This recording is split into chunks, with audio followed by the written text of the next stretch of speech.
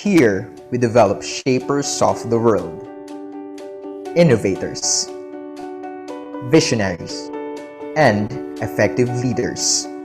This is where we transform you.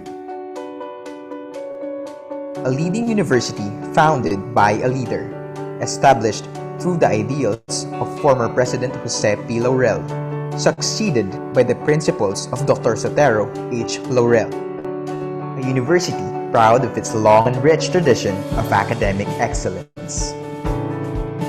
Here in LPU, we don't only get a chance to learn by book.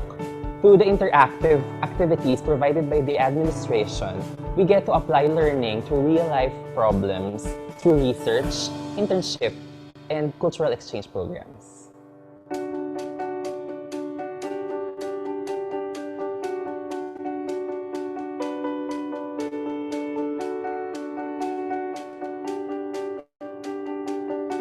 I choose LPU because of the greatness of its facilities. We have actual hotels and as well as simulated hotels located in our own campus. We also have Culinary Institute where we could attain real-world skills.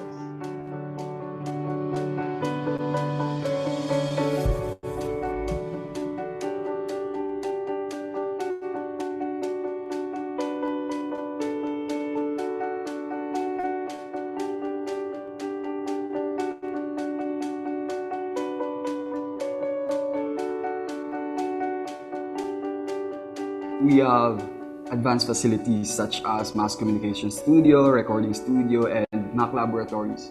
Most especially in my course, I really enjoyed it because we are learning while using modern technologies. We are learning using advanced facilities.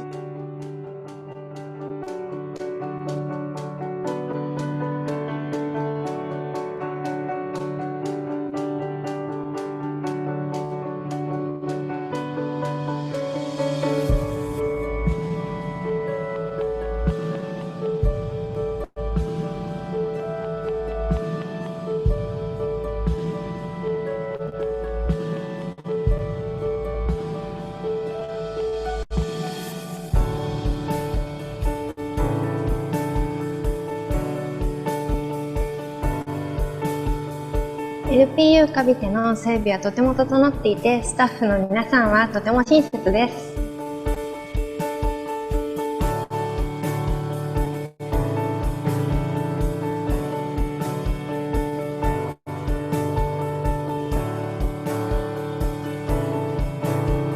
The activities that I enjoy most here in LPU is doing extension services, going to different communities and teaching kids or students, young students, the proper dental hygiene. And that made me realize that LPU doesn't only develop us academically, but it also teaches us to become good people as well.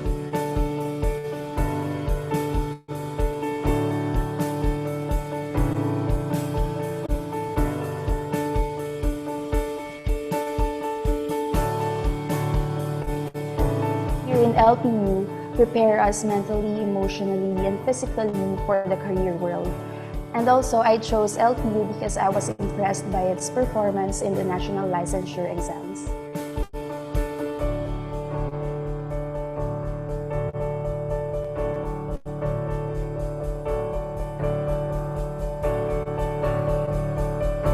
Choose LPU. Choose LPU. Choose LPU. Choose LPU. You will never go wrong.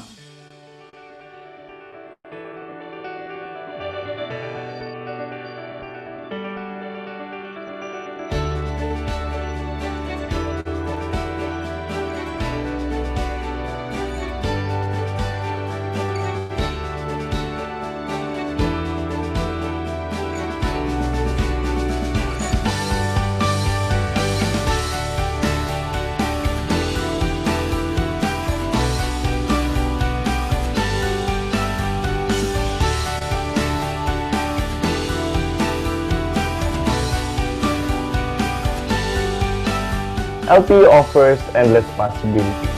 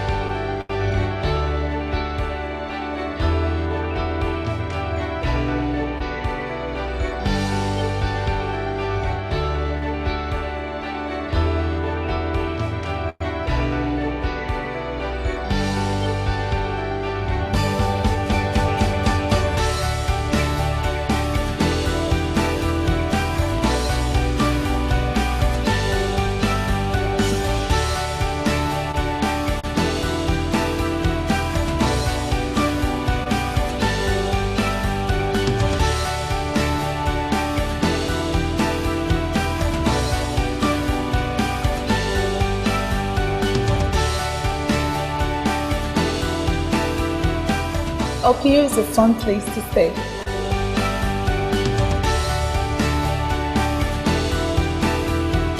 We innovate, we envision, and we are born leaders. Here in LPU.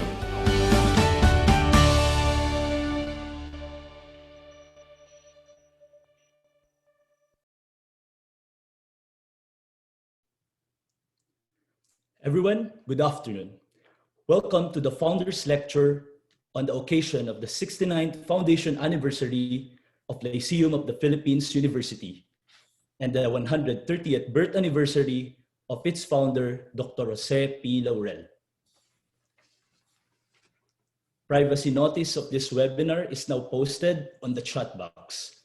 Also, please be informed that this webinar is being recorded for documentation purposes and may be re-uploaded in the official website and other social media accounts of the university.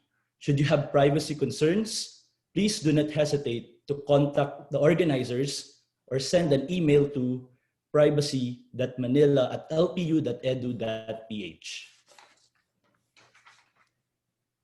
In Thanksgiving for today's celebration, Mr. Jason Berlan, Director of Institutional Development and Dean of Student Affairs, will lead the invocation. Please remain attention for the Philippine National Anthem, which immediately. Almighty and ever-loving God, we glorify and thank your name. You have showered us with so many blessings, and your presence continuously reminds us of your faithfulness and guidance. We humbly ask you to shower our speaker today with your greatest inspiration so that he may share the most of his knowledge, heart and soul upon his lecture. May we all absorb the invaluable knowledge and experiences he shares today and put them into practice. We pray that you bless this activity so that everyone involved may fulfill its task responsibly and all objectives may be fully achieved. Your infinite blessing would mean the success of this lecture. May we be living witnesses of your genuine love through the enactment of the knowledge acquired through this activity. We ask this in your most holy name. Amen.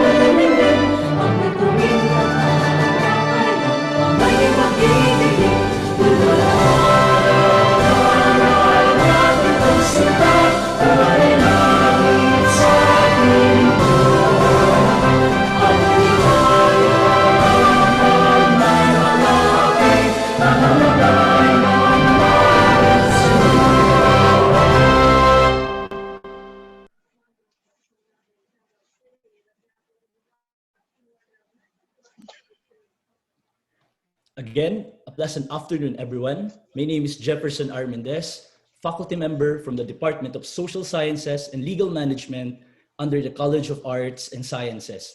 I will be moderating this afternoon's lecture. To formally start, may we request Dr. Maria Victoria Akak, Dean, College of Business Administration, and Chair of the 69th Foundation Anniversary Committee to deliver the welcome address. Dr. Akak. Yes, thank you, Jeff. Jeff is currently in Hungary, taking up his scholarship study at the Central European University. It's 7 a.m. there in his place, and thank you for giving us your time at this early. He is taking up a 2-year MA in History program under the Erasmus Mundus scheme. So thank you, Jeff. Today is a special day. We are honored to join us in this lecture, the LPU Chairman of the Board, Ms. Lorna P. Laurel. Also gracing our lecture is LPU President, Attorney Roberto P. Laurel, with Ms. Sara Laurel Lopez, Mr. Paulo S. Laurel, Ms. Alisa Laurel Lopez, and we also have with us the LPU Memorial Foundation officers, senior leaders of LPU Manila and LPU Cavite. Together with our dynamic LPU community, ladies and gentlemen, good afternoon. The unprecedented situation with the global COVID-19 did not affect us to celebrate our 69th foundation anniversary and the 130th birth anniversary of our founder, Dr. Jose P. Laurel, with our theme, Resilience and Reinvention over our Hardships and Challenges. Dr. Laurel's concern for education was his most abiding passion. The university motto, Veritas et Fortitudo, Pro Deo et Patria, reflects Dr. Laurel's belief in the value of learning and character formation for God and country. Today, we honor Dr. Jose P. Laurel through this lecture entitled Reliving the Founder's Legacy. We invited prominent speakers and reactors to share us their knowledge and insight about our founder. We thank the Department of Social Sciences led by Dr. Abigail Castro and her faculty in her department. We also would like to thank CPD led by J.R. Celerio, CBA led by Mr. Mike Caballero, and his students Vernice and Pauline for also their technical assistance and documentation. Also Tyron narito. Let us stay strong and take all appropriate measures to stay healthy and continue to care for and support one another. Have a pleasant afternoon, ladies and gentlemen. Thank you very much. Thank you very much, Dean AC, especially for the warm greetings. Indeed, kahit malamig po dito sa Central Europe, I feel the warmth. And of course, I also miss the LPU, especially teaching. Indeed, this event is very important for us Lycean to further understand the values inculcated to us by our beloved founder, Dr. Jose P. Laurel, which is Veritas et Fortitudo, Pro Deo et Patria. So to introduce our guest speaker and our reactor for this afternoon's event, may I call on Dr. Irvin Recto Perono, Industry Lecturer, College of Business Administration. Dr. Perono. Good afternoon, everyone. Our speaker for today is a renowned historian. He is also a professor and an author of different textbooks and articles in an international journals. I would say he's a solid Tomasian because he finished his Doctor of Philosophy in History, Master of Arts in History, and Bachelors of Arts in Asian Studies at the University of Santo Tomas, Manila. He has a wide array of interest in history that includes, of course, our very own Philippine history, Japanese history, World War II, the Philippine-Japanese relations, Micronesian history, history of the Malay world, and documentary research. He was also a chairperson of UST Department of History until 2019, a Japan Broadcasting System resource person last 2005, 2010, and then 2016. He was also identified as a resource person in the National Broadcasting Company, that's in New York, USA, last 2005. He has written at least 6 books on Philippine history, World War II, and the history of the Marianas. He authored a textbook for Rizal course and another book about the Philippine history. He was also a co-author of 6 different textbooks in Araling Panlipunan. He wrote more than 30 articles on history, which appeared in different journals such as the Sihara Journal of the University of Malaya, the History Journal of Charles Sturt University in New South Wales, Australia, and the Journal Kaijan Wilaya of the Indonesian Academy of Sciences, in addition to the local journals like the Unitas and the Filipiniana Sacra of the University of Santo Tomas. Because of his love in history, his contribution was recognized by the City of Manila last 2015, and he was granted a Patnubay ng Sining Award. At present, our speaker is also a textbook consultant in DIWA Learning Systems, a textbook reviewer in the Department of Education, a technical panel in Commission on Higher Education, and an associate professor in the Department of History, Research Center for Culture, Arts and Humanities at the University of Santo Tomas. My dear LPU community, I am honored to introduce to you our speaker for today. Let's all welcome Dr. Augusto V. De Viana.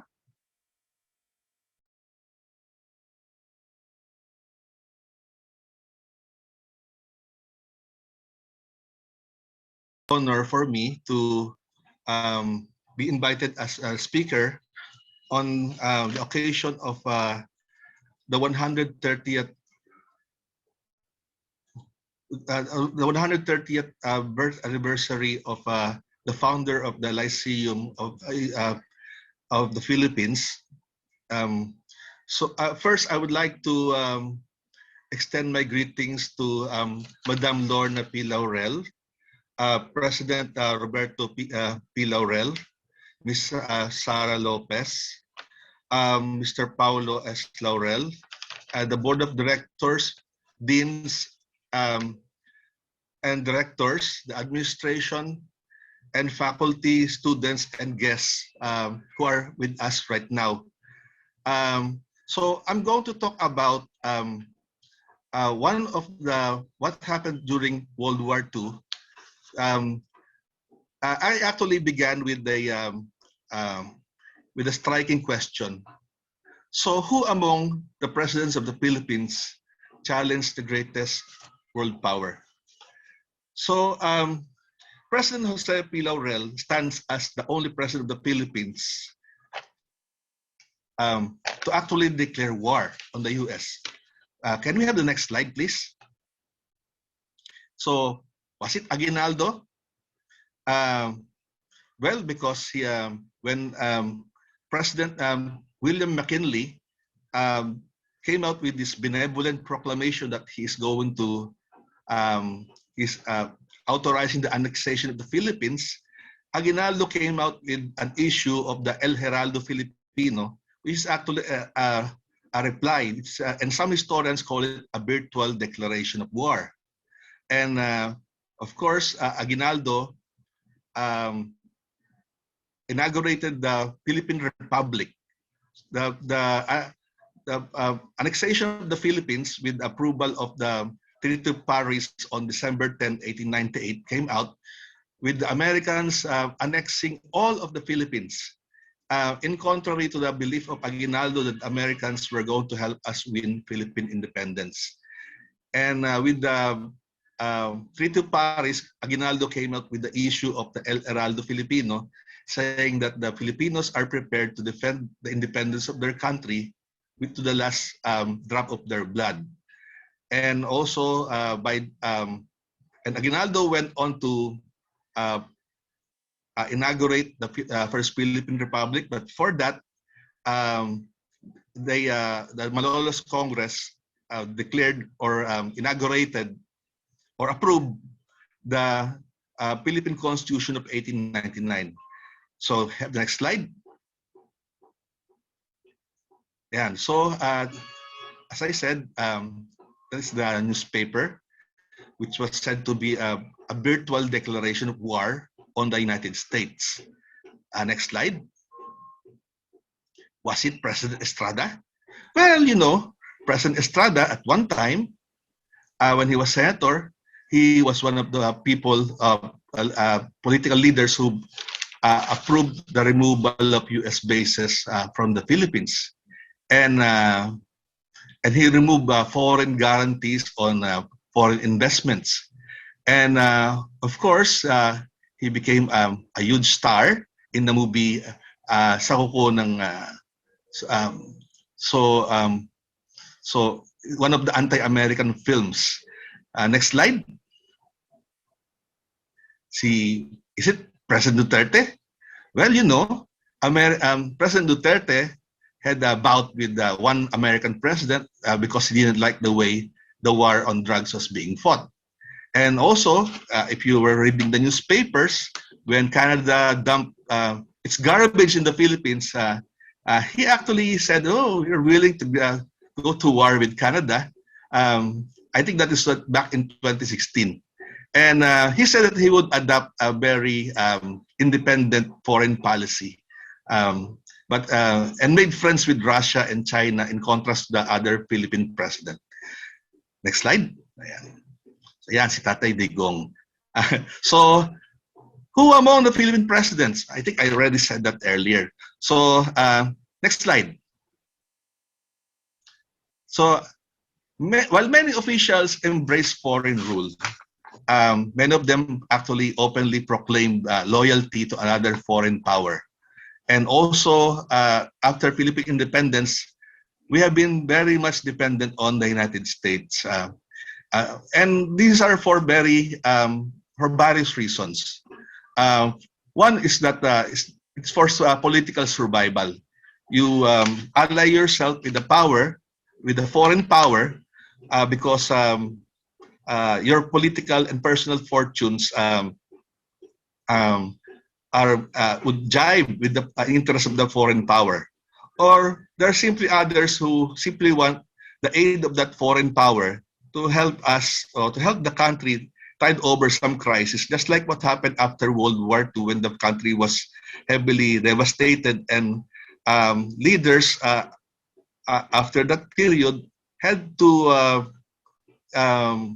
ally themselves with the United States in order to get rehabilitation assistance. While others are spurred by pure admiration. For example, they like Japan so much because it was a model for the Philippines, and that the Japanese came as liberators, not as invaders. Okay, so many officials did that. Next slide. But according to the United States, it was Jose P. Laurel who declared war on them. So he declared war on September 22, 1944, the day after the massive American bombardment of Manila. So, signaling the return of the Americans to the Philippines, President Laurel issued Proclamation Number 30, declaring a state of war that exists between the Philippines and the United States. And the examination of this document proved that proclamation had no legal and binding effect. I'll explain that later. Next slide. So, my paper is about when the Philippines declared war on the United States. I'm going to discuss President Laurel's Proclamation Number 30, series of 1944. Next slide, please. So, again, on September 20, 1943, Jose P. Laurel was elected president of the future Republic of the Philippines. So we are supposed to be independent if World War II did not come. We will have to wait for the 10-year transition period from 1935 to 1946. But the Japanese came, and of course they had They promised something to the Philippines if the Philippines would show a level of cooperation with the United States, with Japan, with Japan. And the Philippines will be accorded the honor of independence. At the time, the government of the Philippines passed through several stages. The first stage would be the direct administration of the Japanese in the Philippines under the Japanese military administration. So that happened from January 2, 1942 until February, February, I think January 26, 1942, if I'm not mistaken. And after that, you have the inauguration of the Philippine Executive Commission under former Executive Secretary Jorge B. Vargas. Jorge B. Vargas was Executive Secretary of then Commonwealth President Manuel L. Quezon. And he and Laurel, who was then Secretary of Secretary of Interior, sorry. So, Secretary, I think I made a mistake. Was then a cabinet secretary. They were told to remain. In fact, originally, Jose P. Laurel was asked to come with Quezon to be evacuated to Corregidor, and he would need him to prepare papers. He was a justice secretary at that time. But later, Quezon changed his mind. And said, Jose P. Laurel must stay to take care of the people. And of course, Jose P. Laurel and Jorge Vargas posed a legal question to Quezon. So, up to what level are we going to cooperate with Japan? Because we will have to deal with the invaders. Whether we like it or not, the invaders will seek the Philippine political elite, and we will be forced to cooperate. And Laurel and Vargas asked, up to what level, up to what extent? So Quezon said, do anything to help the Filipino people during their time of need. And the opinion of General MacArthur was asked, and General MacArthur happened to be present and said, they cannot do anything about the Japanese. They're already here, and they're overrunning the American positions. You can do anything but one thing. Do not take the oath of allegiance to the United States. Because when we come back, we'll come back and put you in front of the firing squad. Those were his very words. Okay, so we have a government called the Philippine Executive Commission under Jorge Vargas, who was Executive Commissioner. And Laurel served as a Justice Commissioner of Justice. You know, at that time, the commissions are correspond to the government departments, like Commission on Public Works, Commission on Health. Commission on Public Works was under, I think, Quintin Paredes. Commission on Foreign Affairs would be under Claro M. Recto. Commission on Education would be under Camilo Ocias. Again, they were called to cooperate, and now they're cooperating under the Japanese.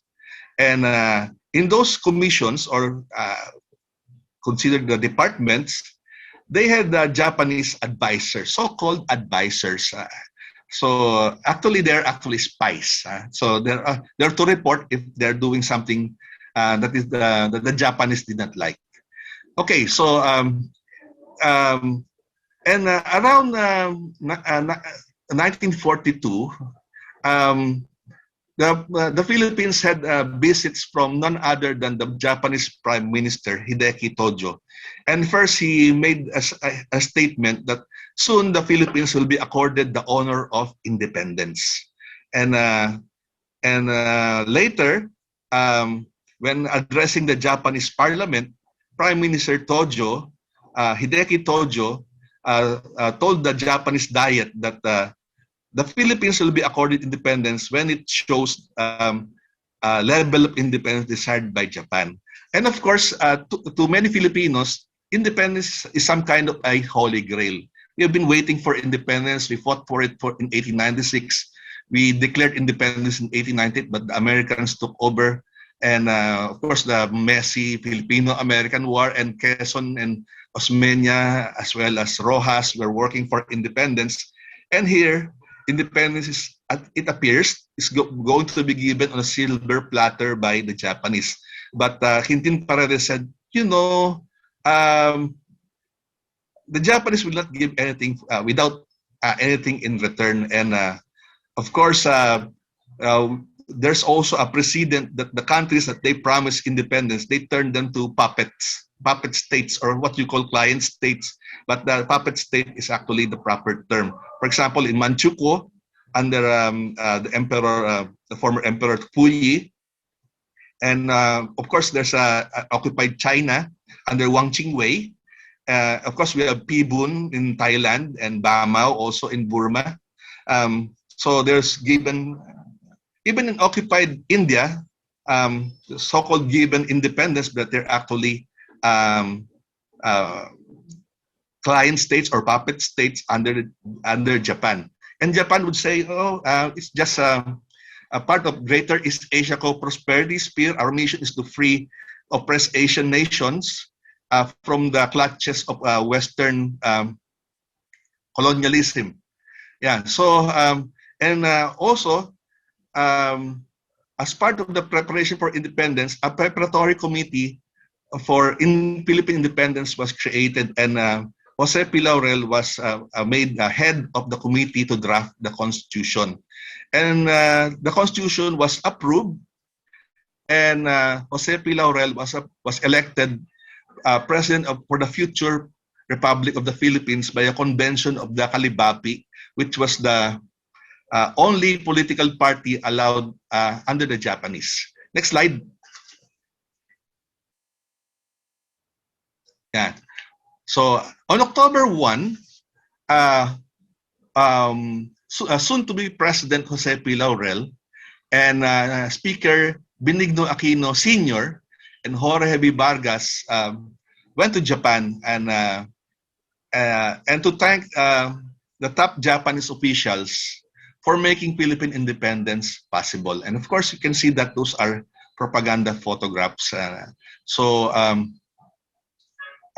they visited the Yasukuni Shrine, and they met with Prime Minister Tojo. Next slide, please. And there was a meeting. There was a meeting with Prime Minister Tojo. Oh, I'm sorry, nagkakaroon ng I hope I will not get cut off. So, yeah.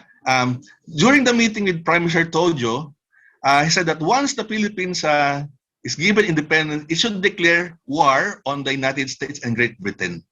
And that was one of the demands by the Japanese. At that meeting, Laurel at first would not give a straight answer. So, but he said that the people will not stand for it as declaring war on the United States, because only an ungrateful people will do that. And of course, that will be fratricidal, because there are some people who will be fighting on the side of the Americans and some will be fighting on the side of the Japanese. It will be Filipinos killing Filipinos. So therefore, Laurel managed to parry off the the demand of the Japanese to declare war. And I'd like also to say that when the Japanese came to the Philippines, they required at first that all officials swear allegiance to the Japanese. Again, those are the very instructions of Laurel, telling the Filipino officials never to swear allegiance to the Japanese, or else when we come back, we'll have you executed. So they managed to parry that. And Laurel, including Vargas, being lawyers, they made, especially then Secretary Vargas, he said, okay, we will not swear allegiance to Japan itself, but we may swear allegiance to the officials, but not to Japan. Um, and of course, there's also a provision in international law that countries under occupation need not swear allegiance to the occupying power. And the Japanese knew that, and the Japanese respected that part of international law. Next slide. Yeah, again, when Laurel was asked, "Oh, when you're independent, you declare war on America, huh?" So Laurel recovered his composure and said he cannot comply to the request. Again, as I said, it will be suicidal. It will be counterproductive, and the people will not stand for it. So, and only and he said only an ungrateful nation will do that, because he knew that the United States did contribute to the Philippines for its progress, and only an ungrateful country or ungrateful people would only declare war on the U.S. Next slide. Yeah. So again, even then, they're really under heavy pressure under the Japanese. Again, how to cooperate? What level of cooperation shall we extend? And of course, there's a thinking among the Filipino officials then, saying, "Oh, the Americans have failed to defend us, so therefore we had no more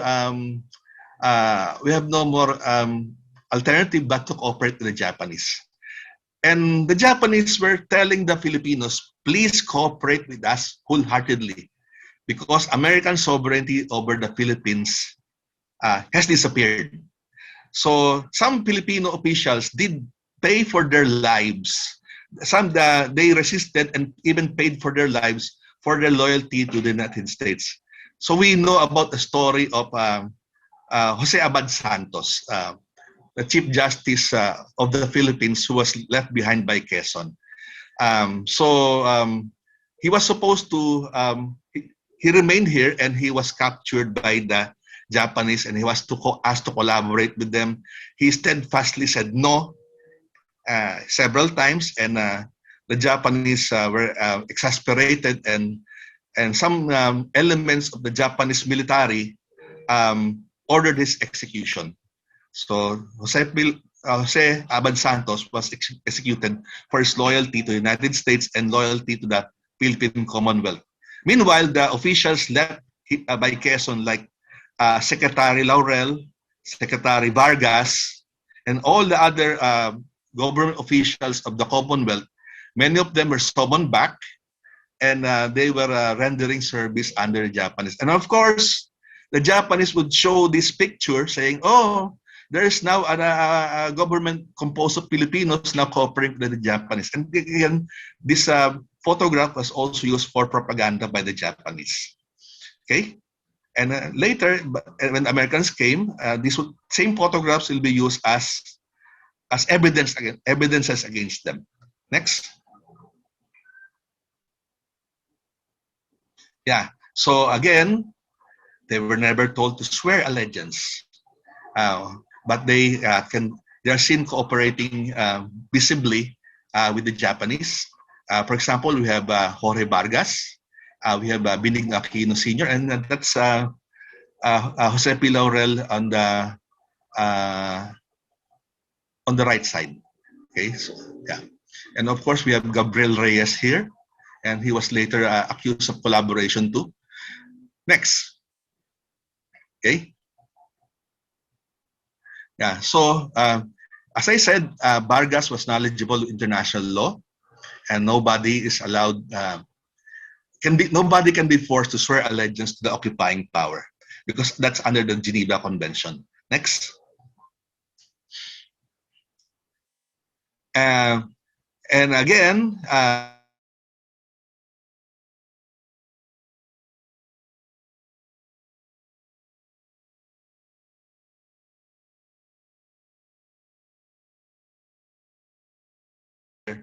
there were proposals for what kind of government that should take over when the Japanese occupy. So some of them declared a continuation of the Commonwealth. Okay, Quezon was not here, so we're just a holdover. The other one would be an iron government, or what we call the Gobierno de Hierro. That's what they call it. And then you have the puppet government, Gobierno Muñeca. So a puppet government under the Japanese. So they proposed to the Japanese the continuation of the Commonwealth, but this was flatly rejected by General Homa himself and said, Quezon is not here, and Quezon put his lot with the Americans, and therefore he's out of reach of the officials here. So since Quezon is here, Quezon is not anymore here, so therefore you Filipinos should form the government. And of course, they had to choose between the Gobierno de Hierro, or a dictatorial government, a government backed up by military force, or a government controlled by the Japanese. And they had to think something to be a compromise between those two. Okay, next, what kind of government will they lead? And some of them would say, we would just like to do ministerial work, like let's say collecting garbage, making sure that everything is clear, continuing education.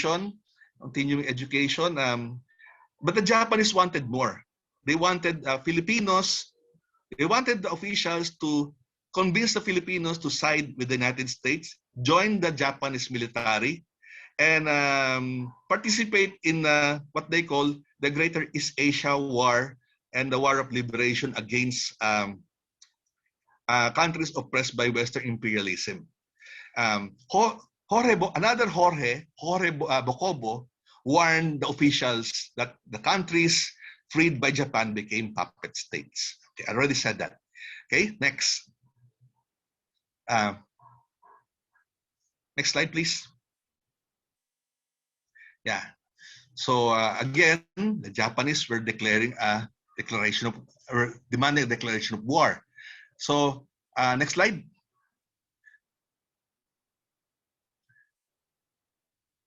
Yeah. So on October 14, 1943, the Philippine Republic was inaugurated.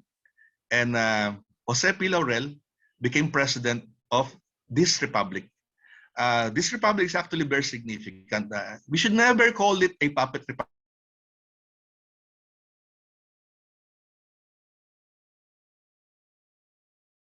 On the same day, when the Philippines proclaimed its independence, a pact of alliance was submitted by Clara M. Recto to the Japanese. It's a pact of alliance that is defensive in nature. Next slide.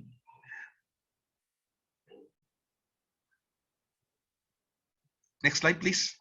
So the pact of alliance is actually was a preemptive move to prevent the Japanese from imposing another document which would make us side with Japan. So what Recto proposed was a defensive alliance, that the Philippines will go to the aid of Japan if either party is attacked by another power, to preserve the country's territorial integrity. Again, was the Philippines a puppet republic? It is, unfortunately, many textbooks, especially those after the war, they would say that the 1940 republic was a puppet republic and Laurel was a puppet president. There is no, all of these two are not, it's not accurate. It's not true. First, when the republic was created, one of the first things that President Laurel did was to kick out all his so-called Japanese advisors. And now, before the republic was created, when it was just the commission, the executive commission, Laurel was given an advisor. So why should this Japanese be my advisor? In fact, I could be his advisor because I'm knowledgeable than him. But that is an imposition. But when Laurel became president, he kicked out his advisors. And he kicked out all the Japanese in Malacanang. That is not the action of a puppet president. And of course, when Laurel was giving speeches before the Republic, there was usually a person, a Japanese, who was inspecting his speeches. This time, Laurel refused to have his speeches edited or reviewed by the Japanese. Instead, he spoke extemporaneously. They cannot censor him. They cannot censor Laurel because he is speaking extemporaneously. And what else? Laurel, when he became president, he declared an amnesty for all the guerrillas fighting the government. And this amnesty was opposed by the Japanese military because it allowed the guerrillas to, especially those who were cornered by the Japanese forces, to come out unmolested and rest and recuperate until they can fight again. So they actually didn't like Laurel's amnesty. So although they oppose it, what else? And Laurel had many people which were wanted by the Japanese. He actually protected them, and the one that Laurel protected was none other than Manuel Rojas himself, because Manuel Rojas, when his links with the resistance movement was known, none other than the head of the Japanese Kempeitai, or the Japanese military police, came barging into Malacanang and demanding that he hand over Laurel. Laurel said, "You can have Rojas over my dead body. And you may call this republic a Japanese puppet republic, but I am not a puppet. And you are, sir, you are in the palace of the president, and you are an invader. You're not welcome here. So get out." He told him to get out. So, and Laurel feared the worst. They feared that the Japanese military would come in, storm Malacanang. That's why he ordered the head of the Presidential Guard Battalion under Colonel Salgado, one of the head of the Colonel Salgado, the head of the President Guard Battalion, to prepare their weapons. Okay, while most of the Philippine military, the constabulary, many of them were disarmed.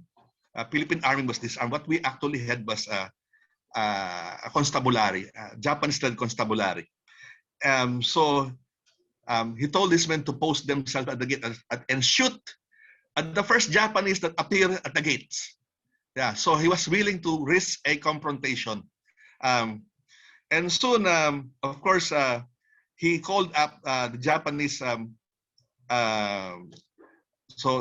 highest Japanese official, and told him about what happened. And he told him to discipline Colonel Nagahama, discipline the Kempeitai because he had insulted the president of the Philippines. Again, is that the action of a puppet president? It's not. So what else? Of course, the one thing is that how the government knows about what is happening outside of the country. The Japanese ordered all radios to be reconditioned. So if you have a transistor radio, wala pang transistor ng araw, any radio, they would be surrendered to the Japanese military to be reconditioned, and the only channel that you can tune in would be the Japanese approved channels. And of course, Laurel had a receiver installed right in Malacanang, and the Japanese knew about it, and he was told to not to be discreet about it. That is how Laurel was able to get. Sorry, my battery suddenly ran low. Okay. Excuse me. Yeah. So something happened with my, yeah, okay. So, I hope yeah. So what happened? So Laurel had a radio installed right in Malacanang. Another thing, one thing about I can say about the 1943 Republic is that it had international recognition. In contrast to the Republic of Aguinaldo, the 1899 Republic, no country came out to recognize it. At least the 1943 Republic was recognized by Japan and Axis powers and some neutral powers. So that makes it better than the 1899 Republic. Next slide. Next slide. Yeah. So again, going back to the Pact of Alliance. The Pact of Alliance, which is crafted by Claro and Recto, covered up economic, political, and military cooperation with Japan. Under this pact, the Philippines will provide all the material support to the Japanese for its operations everywhere, including the granting of military installation, but except one, never to have Filipinos fight for them. So in short, the Pact of Alliance was preempting the Japanese. He said that Recto proposed that, and it was approved by Laurel, so that to prevent the Japanese from presenting an even worse document. Next slide. Yeah, again, as I said, preemptive. So next slide. So again, the pact was supposed to be defensive. We will just side with Japan if the Philippines was attacked. I remember one of what President Laurel said. Lalabanan natin ng mga Amerikano pag tayo ay ginawa ng masama. Pag tayo ginalaw, those are his words. Pag tayo ginalaw, alaban tayo. So again, if you're a Japanese, you would see that Laurel is siding with you. But again, there's a kolatilya. Pag ginalaw tayo, laban tayo sa Amerikano. So so it depends on the whoever was hearing the message. Okay, next. But Laurel was actually doing a tightrope act. Again, he had to cooperate. Okay, for the people, for the good of the people, he had to cooperate with the Japanese. Collaborate is the word. And also at the same time, he had to resist. He had to do something that would please the Japanese, at the same time serve the people, and maybe even when Americans come and made him to account for what he did, maybe they would understand. So yeah, so again, he was doing a very tightrope act. So if you resist so much, you could be liquidated. The Japanese may just encourage a coup d'etat against you by some pro-Japanese Filipinos. In fact, there are quite many of them. Some Filipinos have become so pro-Japanese and said, you know, the people in the government, they're not pro-Japanese enough. So in fact, they're lying. They're just pretending to cooperate with the Japanese. So the one who said that was Benigno Ramos. So he said that 95% of the Filipinos are liars, and only 5% is pro-Japanese. And so the Japanese were actually would like Laurel to appoint pro-Japanese or rabid pro-Japanese into his cabinet, like Benigno Ramos, who was the head of the Ganap, which is a pro-Japanese party, and we also have Pio Duran, who was the head, who later became the military head of the Makapili when it was established. He was doing a really tightrope act. Okay, so if you resist so much, you'll get killed. If you cooperate so much, well, you become a puppet. So become pro-Japanese, and the guerrillas will assassinate you. In fact, before he became president, Laurel was shot and seriously wounded while playing golf in Wakwak. Okay, the guerrillas who did it were from the Markings guerrillas. Fortunately, he survived in spite of his serious wounds. Next slide. So Laurel was actually, while Laurel was very visible in cooperating with the Japanese, he was actually meeting with some guerrillas. There was this man, this was Colonel Emmanuel de Ocampo. So Emmanuel de Ocampo managed to sneak inside Malacanang and talk to Laurel and ask him, "Are you really pro-Japanese? Nakahapon ba talaga?" And Laurel said, "No, I'm just trying to save the Filipino people." Actually, this is one of the interviews done by intelligence agents, guerrillas. First was Chick Parsons. He disguised himself as a Spanish priest. Charles Parsons was an American intelligence agent. Managed to sneak back to the Philippines after being evacuated from Manila. Sneak back and disguised himself as a Spanish priest. He infiltrated Malacanang, managed to talk with Laurel. Because Parsons was under order to see who among the officials of the government are really had moved over to the other side. Yung kumampi na sa mga Hapon. And said, we are just here to save the people. And Parsons and also Manuel de Ocampo managed to report that Laurel was trying to save the people. Okay, he was trying to save.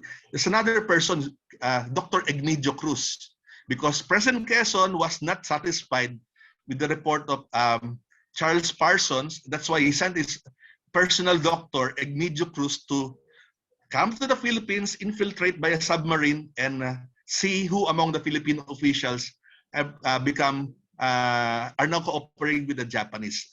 They move over to the other side. The findings of the guerrilla emissaries shows that Laurel was still loyal to the Commonwealth. Okay, there's another story when he was asked on what country or on whose side Laurel was loyal to, and Laurel wrote on a piece of paper. So he said, the Japanese will only cut off my head if they can have my loyalty.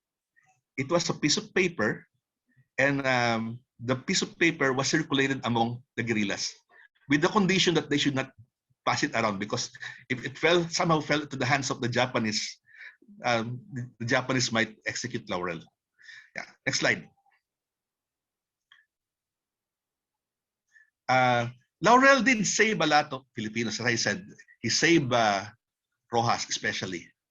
But he was not able to save other people, like Wenceslao Binzons, the governor of Camarines Norte, who was executed, was captured and executed by the Japanese because he staunchly refused to cooperate. And of course, we have Jose Abad Santos, Chief Justice Jose Abad Santos. He did save a lot of Filipinos, but also a lot of Filipinos also died because Laurel recognized his limitations, but he saved quite a lot. Next slide. Yeah, so from time to time, the Japanese demanded a declaration of war, and Laurel especially thought of 4 alternatives. What are those alternatives? Can I have the next slide? I think it's not there. So the first alternative was to staunchly refuse. If you staunchly refuse, you will be liquidated. A coup d'etat may be launched by pro-Japanese Filipinos. Okay, that's first alternative. Second alternative is to run to the hills. Okay, run to the hills and join the guerrillas. And Laurel already had contacts with some guerrilla leaders that they already had a boat in Cavite, ready to spirit him off. Okay? Nga pala, going to the first alternative. Laurel resists, defy the Japanese. Defy that, you will become a martyr. We don't, and it was Rojas himself, do not be a martyr to the people because we need people like you who would continue to serve. Do not be a martyr at the expense of the people because if you die, other pro-Japanese, more rabid pro-Japanese Filipinos will take over if you die. If you defy the Japanese, you do a Jose Abad Santos, and more pro-Japanese person will take over. So defy. Do not be a martyr at the expense of the Filipinos. Second alternative, escape to the hills and join the guerrillas. There are some guerrillas who are now willing to spirit him out of Malacanang and join them in the mountains. But if you join them in the mountains, the Japanese will retaliate on the people who remain in the cities. So therefore, hindi, ayaw.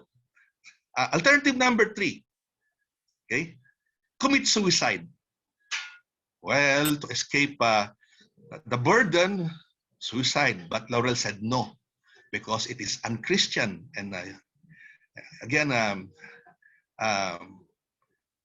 of course, he committed suicide. The problem remains the same. A more rabid pro-Japanese might take over, and a worse leader might take over. There are many Japanophiles, meaning rabidly pro-Japanese people like Benigno Ramos, and also you have Artemio Ricarte was there, and although he was old because he was a revolutionary general, was general during the Philippine Revolution, he was willing to step in the shoes of the president. But the Japanese did not choose him because first is he was not very popular. The Japanese were also looking at acceptability by the people. The third and the fourth alternative. Find a solution, perhaps a compromise to satisfy the Japanese. And also, as I said earlier, maybe when the Americans come back, find a way that would be acceptable to the Americans, that would satisfy the Americans. Next slide, please. It was Manuel Rojas said that there's no escaping. You had to declare war. Declaration of war was inevitable. And the Japanese were becoming impatient. And of course, with the increasing attacks on the Philippines, especially after September 21, 1944. 1944. So it was a prelude to the invasion of the Philippines. Of course, the Americans landed at Leyte. They're attacking Manila. And next slide. And again, Laurel's again citing his using his long knowledge of the law. Again, the principle of jus gentium. So contact the enemy and collaborate with them. And the United States is to blame for our collaboration because they let the Philippines fall into the hands of the Japanese. They did not prepare the Philippines to defend itself against Japan. And again, Laurel began to condition himself, as well as the people, that a declaration of war was impending. Next. So again, who among the presidents of the Philippines challenged the greatest world power? Next slide. Oh, parang nawala. It was Laurel. Next slide. I think naulit yata. Ulit.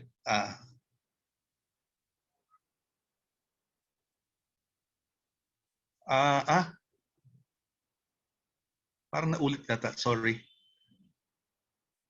Next slide.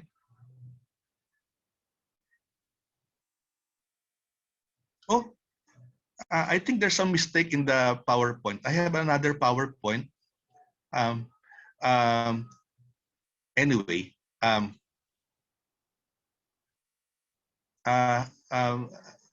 I would like to ask technical people, so how will I use my own PowerPoint in case things like this do happen?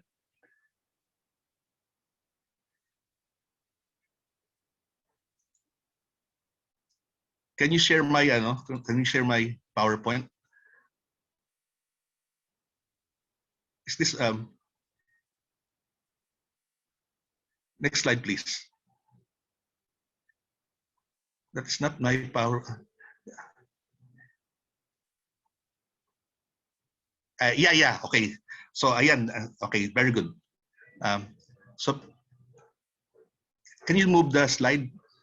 What Laurel, what saved Laurel was the law. Okay. So on September 22, 1944, Laurel issued Proclamation number 30, and it was actually a declaration of the state of war against the United States. So, and again, under the Philippine Constitution, the president is not allowed to declare war.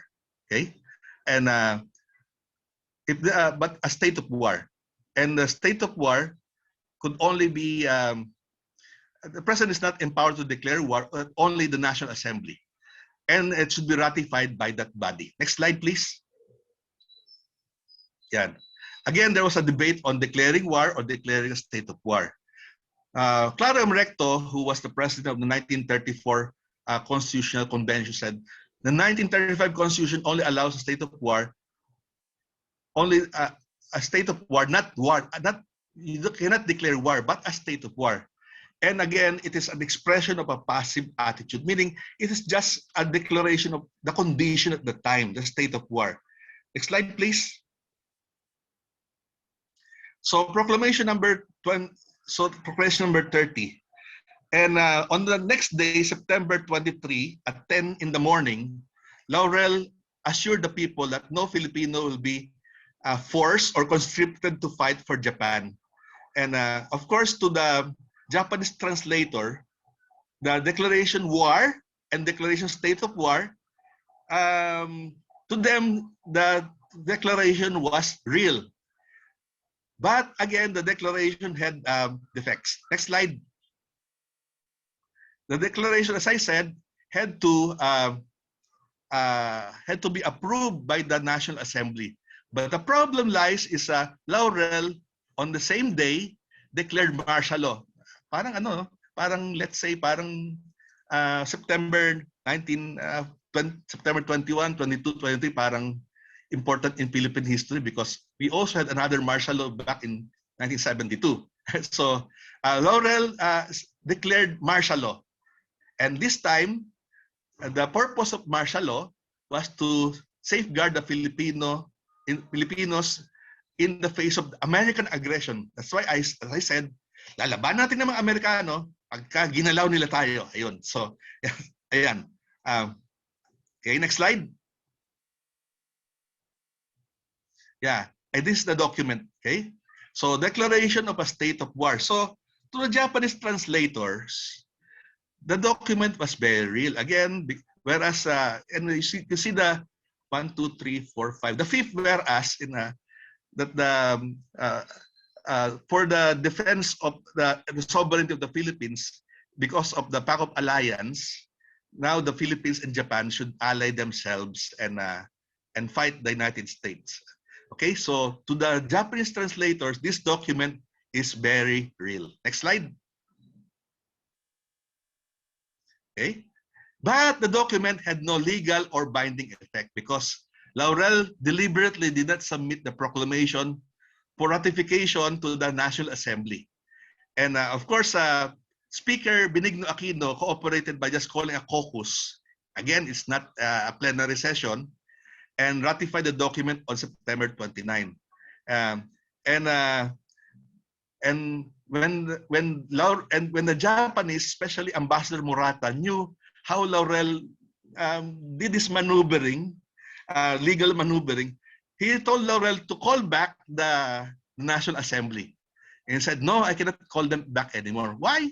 Because I declared martial law. I already disbanded the National Assembly, and the members are now playing hide and seek. You cannot find them anymore. So in short, Laurel removed the responsibility of declaring martial law from, or making the proclamation number 30 valid and he disbanded the National Assembly. He cannot call them back. Okay, so therefore it had no legal or binding effect. Next slide. Oh, nawala. Saan? Can we have the next slide? Yan. So the Japanese came, it was already too late. He cannot reconvene National Assembly anymore. So he put it upon himself, Laurel. If there's somebody to blame, it should be Laurel. But the document had no effect. Next slide. And again, because he said, I cannot allow the Filipinos to be conscripted into the Japanese army, because conscription will kill the Filipino youth. A lot of young people had already died in the battlefields of Bataan and Corregidor. If I had to sacrifice the Filipino youth, there would be now nobody left. So therefore, he was afraid that Filipinos will become, will lose a whole generation of young men and women. And what will be left are weaklings. And the people need the youth more in the future. Okay, so next slide. And said, the ambassador of Burma, Nanking, China, and India already declared war. And why the Philippines did not wholeheartedly declare war outrightly? Again, because if we declare war, the people are in a temper of revolution. He cannot permit that to happen under these circumstances. Meaning Filipinos fighting Filipinos. Some are guerrillas and some are pro-Japanese.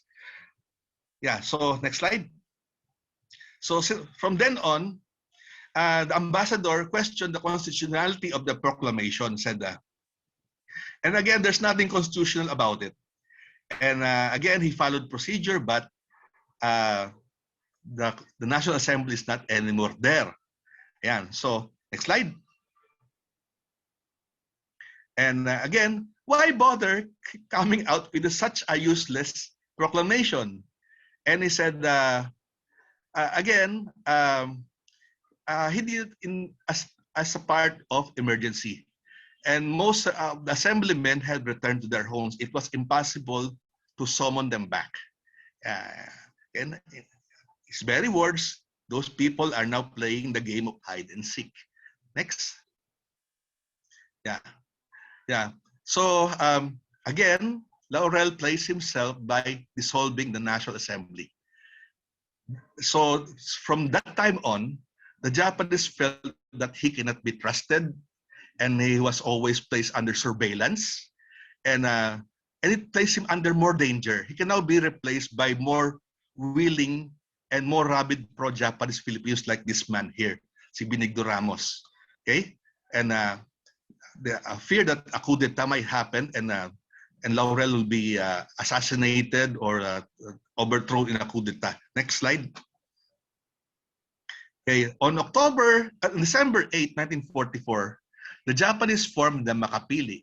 The Makapili is composed of Filipinos, and it is not under the Philippine government, but it's under the command of General Tomoyuki Yamashita. It is under the Japanese military.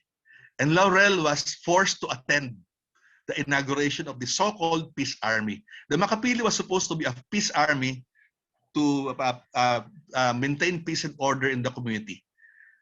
And when he faced the Makapili organization, which was inaugurated inside Malacanang, he warned its members and officials against turning traitor to their own country. Huwag kayo magtaksil sa inyong sariling bansa.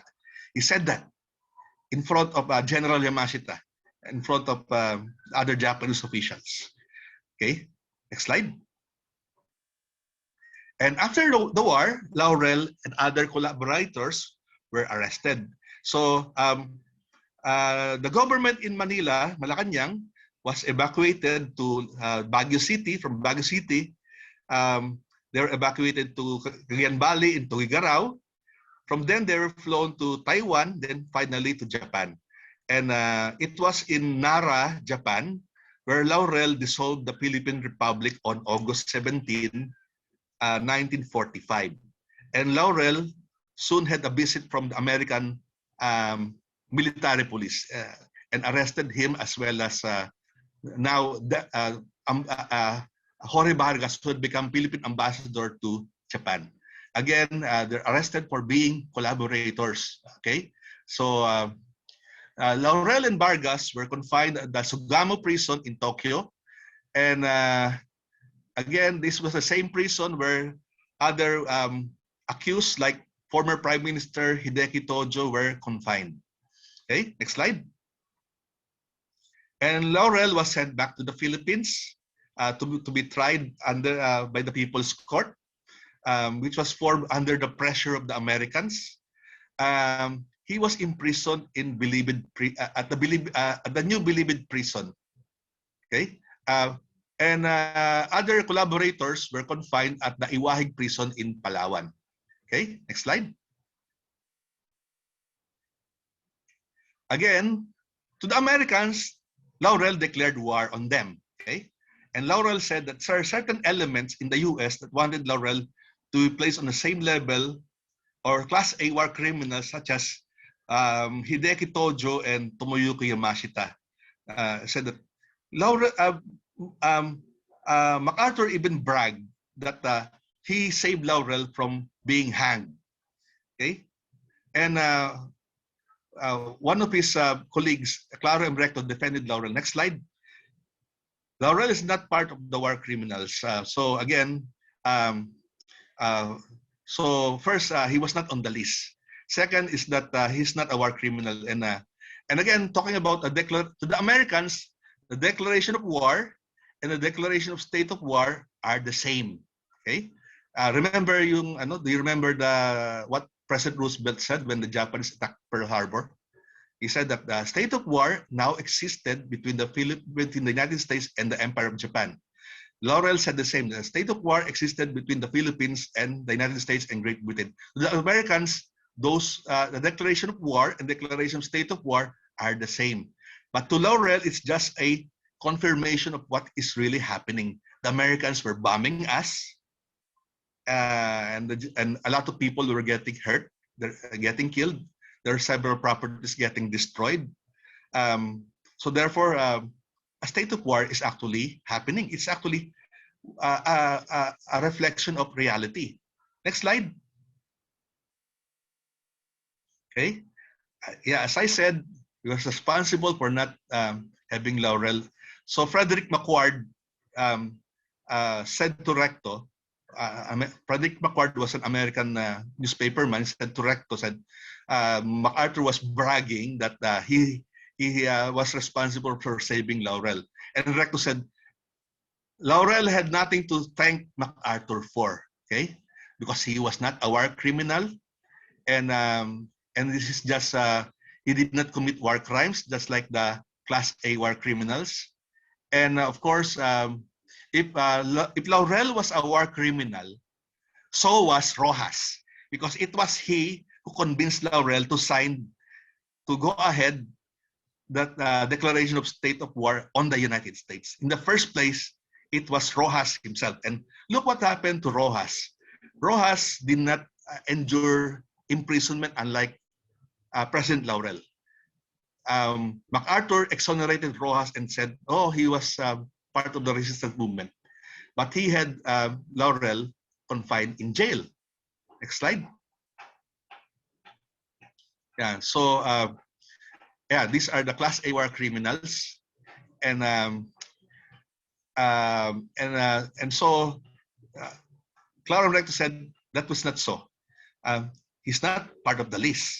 Okay, he was not. If Laurel was a war criminal, so should Rojas. Next slide. Okay, for Laurel, she was simply following instructions given to him by President Quezon. There was no swearing of loyalty to Japan. And there was no Filipino conscripted to fight for Japan. That is what he did. By the way, I forgot to mention this. When he was thinking of whether to declare a state of war or war on Japan, he was looking for guidance. And one thing about President Laurel, it was his it was the saddest time of his life. He had to make a very heavy decision. And what did he ask for? He was asking for his mother. He asked for his mother for guidance. And anong gagawin ko? What should I do? He was praying and asking for guidance on what to do. And so therefore, he decided on a state of war, but that would only just reflecting what is really happening. And of course, with the legal infirmities of Proclamation number 30. Okay? It was actually a piece of garbage. In fact, during the collaboration trial said it was just, it is not binding and it's invalid. And it was just to fool the Japanese. And of course, it has no legal effect. Next slide. Laurel managed to save the Philippines. Again, no Filipinos were made to fight for Japan. And during his trial for treason, said prosecutor Lorenzo Tañada asked him, is it a crime? Why did you collaborate? Why did you collaborate with Japan? I'm here to save my countrymen. And Laurel said, is it a crime to help one's countryman? Kasalanan bang tumulong sa aking kababayan? And there's another question, which I gathered from oral history and people who were there who witnessed Laurel say these words. And Laurel said, if there are 3 people drowning in the sea, I see 3 people. One is a Japanese, the other is American, and the other is Filipino. Who would you save first? Who would I save first? He said, I would save the Filipino first. And if there's still an opportunity, if I still have the strength, I'll also save the other 2. Yeah. So next slide. The trial of Laurel, again, he said that there is patriotism even in collaboration. It only depends on the circumstances. So Laurel had more than 100 counts of collaboration. Only 1 count is necessary for him to be imprisoned. And the punishment for collaboration, the criminal aspect of collaboration is called treason. And the penalty would be 20 years imprisonment to the death penalty and a fine of 20,000 pesos because that's under the revised penal code. So again, there's patriotism in collaboration. It also depends on their circumstances. Next slide. And again, the Laurel's collaboration actually turned out to be his finest hour because when he was called a traitor, collaborator, puppet, when he defended himself, the people realized that this man saved a lot of people. And they were actually clapping when Laurel made his arguments. So, bakit? Kasalanan ba maglingkod sa bayan? So, wala dito. Again, even brilliant minds like Lorenzo Tañada was not able to defeat his arguments. So again, when the trial was about to end, he said, will you come back to politics? He said, if the people still need me, I'll be available. Yeah. So, and the collaboration trial appears that it's like a political rally, and people were clapping during the collaboration trial. And of course, the collaboration trial was polarizing. It divided the country into pro and anti-collaboration camps. may problema. There's a big problem because the president of the Philippines, Rojas, was a collaborator. And of course, the Americans said you should punish all the collaborators. The irony is that the president of the Philippines was a collaborator. And of course, the original statement was that if the collaborator was elected president, the United States may be reluctant in providing rehabilitation aid to the Philippines. And so when Rojas was elected, the Americans changed their mind and said, whoever that is elected, we will continue to support. So, so nagbago isip ng Amerika. So, ayun. So, yun. But meanwhile, Laurel, again, almost won the presidency when he ran against LPU Manila. And again, he was elected as senator. And again, it was also a turning point for Laurel as well as Recto. Both became fierce nationalists. They opposed the parity rights. So they opposed the parity rights, which gave the United States control or the right to exploit our natural resources. So he was actually opposing parity rights amendment in the Philippine Constitution. That's why when negotiating for the Laurel-Langley Agreement, he worked for favorable terms for the Philippines. Next slide.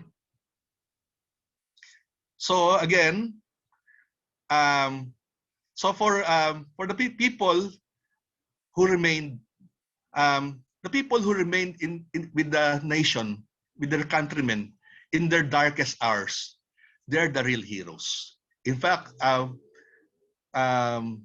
he said that one of the people who lived through the war, Eulogio Amang Rodriguez, said, to die for one's country is hard, but to live for one's country, and continue serving the people is even harder. So again, Laurel served the people to the best of his ability. Although he cannot save them all, he was not able to save Manila from being destroyed in the battle for Manila. But again, because the Japanese Navy refused orders from the Japanese Army, and they destroyed Manila in February to March 1945. So unfortunately, that cannot be prevented. Next slide. Yeah. So again, historical records show, and historical facts show that Laurel's patriotically served as president of the Republic. Again, so it's an undeniable fact that he served the nation in its darkest hour. And of course, even when he was no longer president, he worked for favorable terms under the Laurel-Langley Agreement. I already said that. And again, he even authored the Rizal law. The present Rizal law that we are using now, that is a compromise bill authored by Senator Jose P. Laurel. Although we know the story, the original story of the Rizal law was that all students in colleges and universities are required to read all the work, the two novels of Jose Rizal, and the Catholic Church opposed. And there was a compromise allowing exemptions for students not to read Rizal's works for religious reasons, and also for protecting the right of conscience, the freedom of conscience. Next slide. I think that's my last slide. Thank you very much for listening, and I hope I contributed something this afternoon. So this man, Jose P. Laurel, I would say, is one of our greatest heroes. Thank you very much. He's a patriot.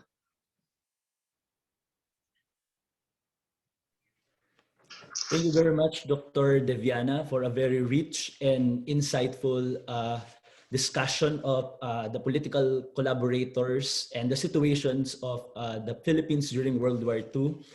Indeed, as a junior historian, scholar, I really adore Dr. Deviana's work, especially his scholarship about Japanese occupation and American administration in the Philippines. And we in LPU, we are very thankful that you brought up important points about Jose P. Laurel, not only in order to glorify him as our beloved founder, but to uh, create enlightenment and to add information in today's way of remembering the past, because as we go forward in terms of development, economic, political development, we have this idea of historical revisionism, distortions. So this work, the archival work of Dr. Deviana is really important. And as a faculty member teaching the life works and ideas of Dr. Jose P. Laurel, I think we need to go more in the archives and put a lot of importance on the material, especially the photographs, the policies, the different papers. Idol ko po kayo, sir. And I hope to get in touch with you, sir, because right now I'm doing a project about the digitalization or an online archival project about the audio visual materials during Japanese and American period. So perhaps you can help me in this public history project. Yeah, I'll be happy to do so. Thank you. In LPU, we have this institutional course. This is our advantage. All over the Philippines, we are the only university offering this life works and ideas of Dr. Jose P. Laurel. Yes. So Lyceans, I hope you gain more about Jose P. Laurel in this lecture of Dr. Deviana. Yes. And I believe it's really right to say that collaboration has two meanings. Yes. For example, Thomas Friedman, a scholar of Cold War, World War history, he mentioned that collaboration has two meanings. And in the Philippines, we only have one, which is very negative. So it's about time to put this realization in our mind that Jose P. Laurel is not this negative collaborator. And in fact, he's not only the one who collaborated to the Japanese. So why singling out Jose P. Laurel? As a matter of fact, we need to to create more. We need to put different levels of analysis in terms of the term, the concept, collaboration, and even Jose P. Laurel as a participant of this important period in our history. Yes. Anyway, we are very fortunate for this afternoon to have two great historians in the academe to give us enlightenment and wonderful discussion about Jose P. Laurel. So without further ado, may I call on again Dr.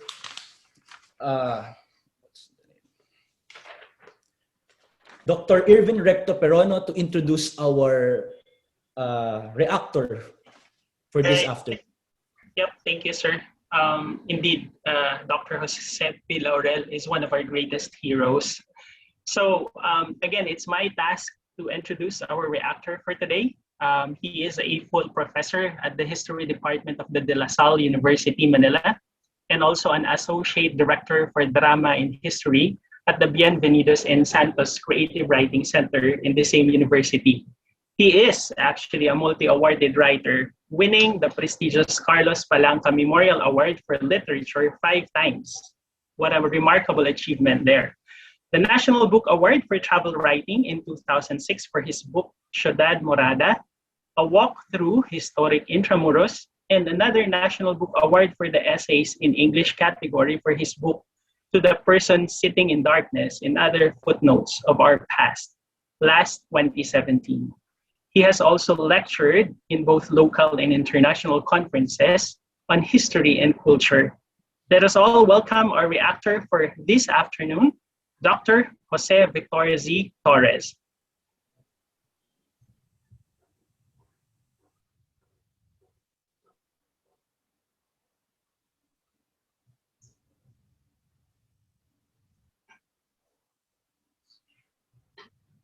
Yeah, can someone unlock my video?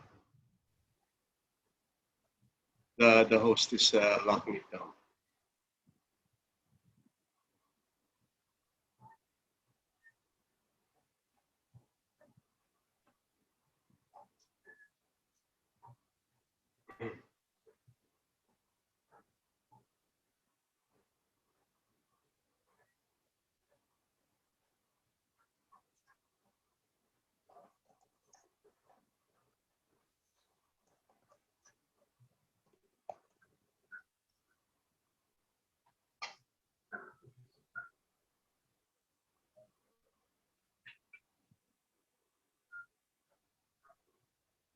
Oh, Hi, I yeah, think yeah, a technical glitch Torres. there. Hello. First of all, I'd like to greet everyone a good afternoon, and good afternoon to the Laurel family who are attending this lecture. No, and I'd like also to personally thank Dean Mavic Ak and Rose Velia for inviting me to be a reactor to my colleague's paper to Dr. Diviana. That's a very interesting lecture that we have. Um, I was invited here, not to be part of a to react to Dr. Diviana's paper. No? But probably one of the most difficult things in reacting to a colleague's paper is that we each know each other's facts, and it's also interesting to know sometimes that one's expertise can sometimes cannot be questioned, of course, and corrected. And so far, naman, whenever I would look at the paper of at the lecture of or hear the lecture of Dr. Diviana, it's actually a large part of the scholarship that he has already done for the past, I think, a large chunk of his life, no? Especially his work on the collaboration in the Second World War, which was published by UST, and I'm glad August na inilabas yung second edition, ano, bago nagkaroon itong pandemic at nadagdag yung mga ibang nadagdag yung mga ibang data that was actually you had, but unfortunately had to be edited out, because of the book at the time, no. So instead of probably um, just commenting on the lecture of Dr. Diviana, I'd like probably to add to the information that he had, and but also putting it in segue, no, with the life of Jose P. Laurel. As you all know, no, the title, of course, of our is the title of this and the concept of the entire anniversary is resilience and resurrection and overcoming hardship and challenges. One of the interesting things, and this was mentioned a while ago by Dr. Diviana, was that whenever we talk about Jose P. Laurel, we always put in mind that second president of the Second Republic, the collaboration issues and everything. Yet, if you look carefully at the entire life of the founder of Lyceum, ang daming kulay nitong ng kanyang buhay. No? Siguro in honor of your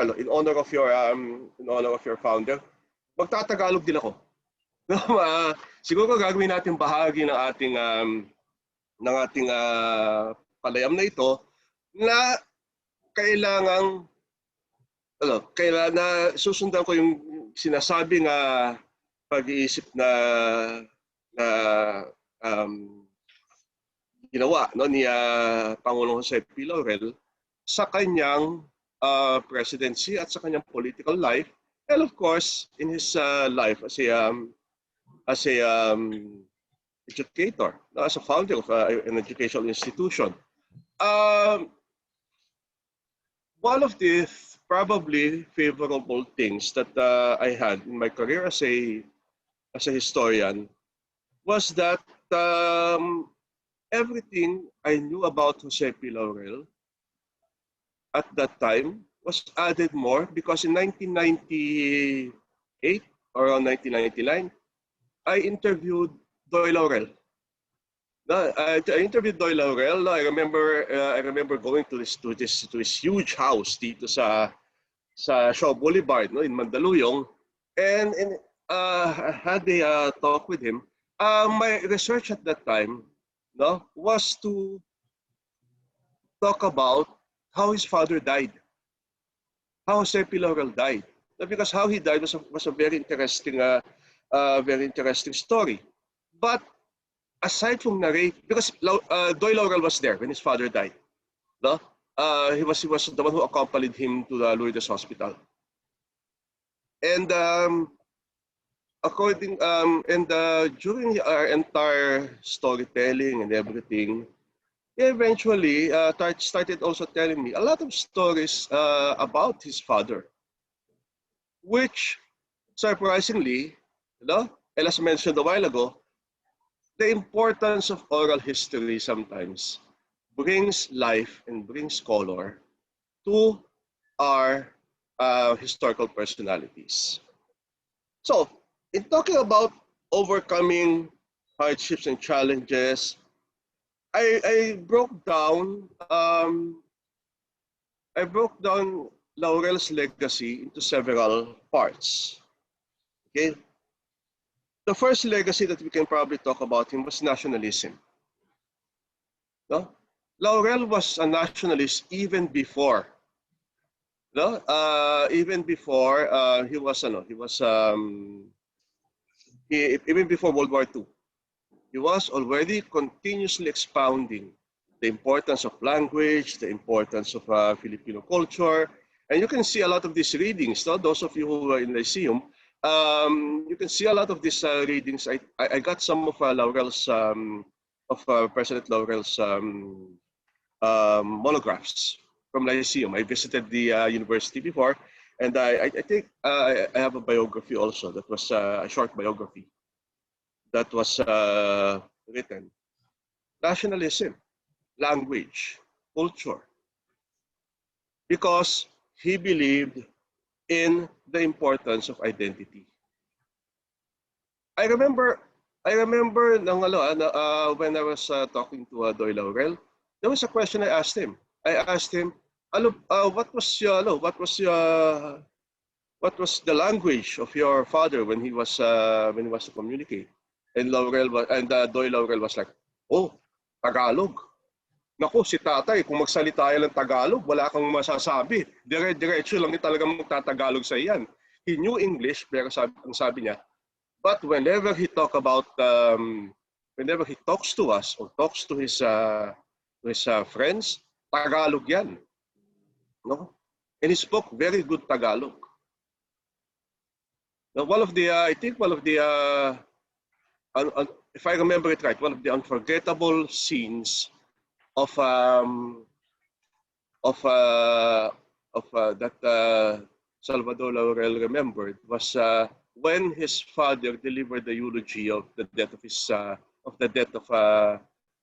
JPL's mother, and it was really down in a very Batanggenyo Tagalog na napakalalim daw, pero ang ganda daw pakinggan.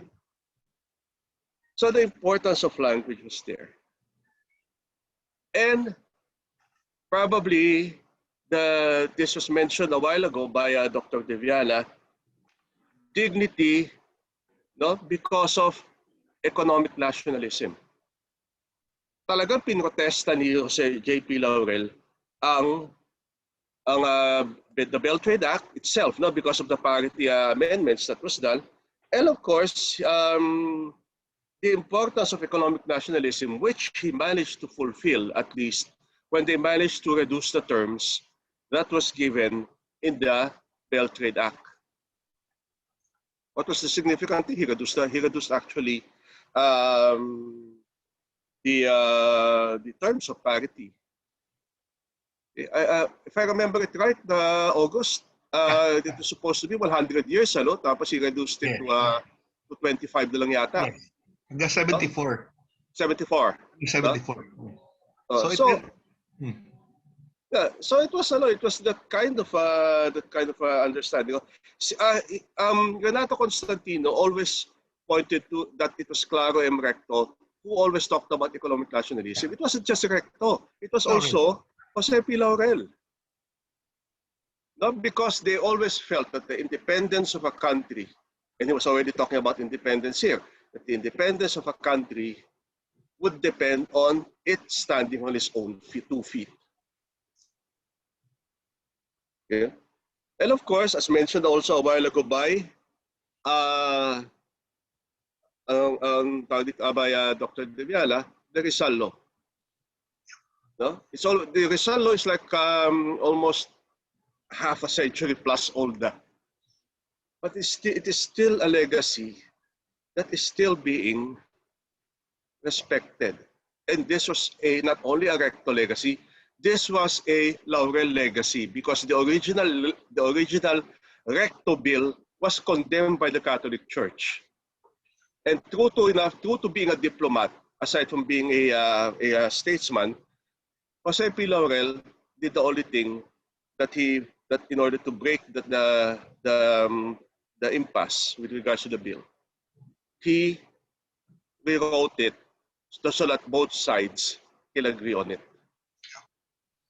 And that shows you how he valued, not only, of course, the bill that was introduced, but the unity in having something you can promote your own country.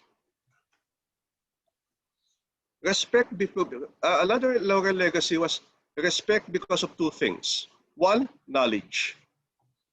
I think this was basically the big reason why he decided to put up a university.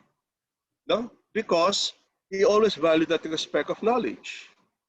And aside from the knowledge, the leadership brought about by knowledge. What is seldom mentioned in our history of politics, no, was that by the 1950s, Jose P. Laurel was already considered as the leader of the Nacionalista Party.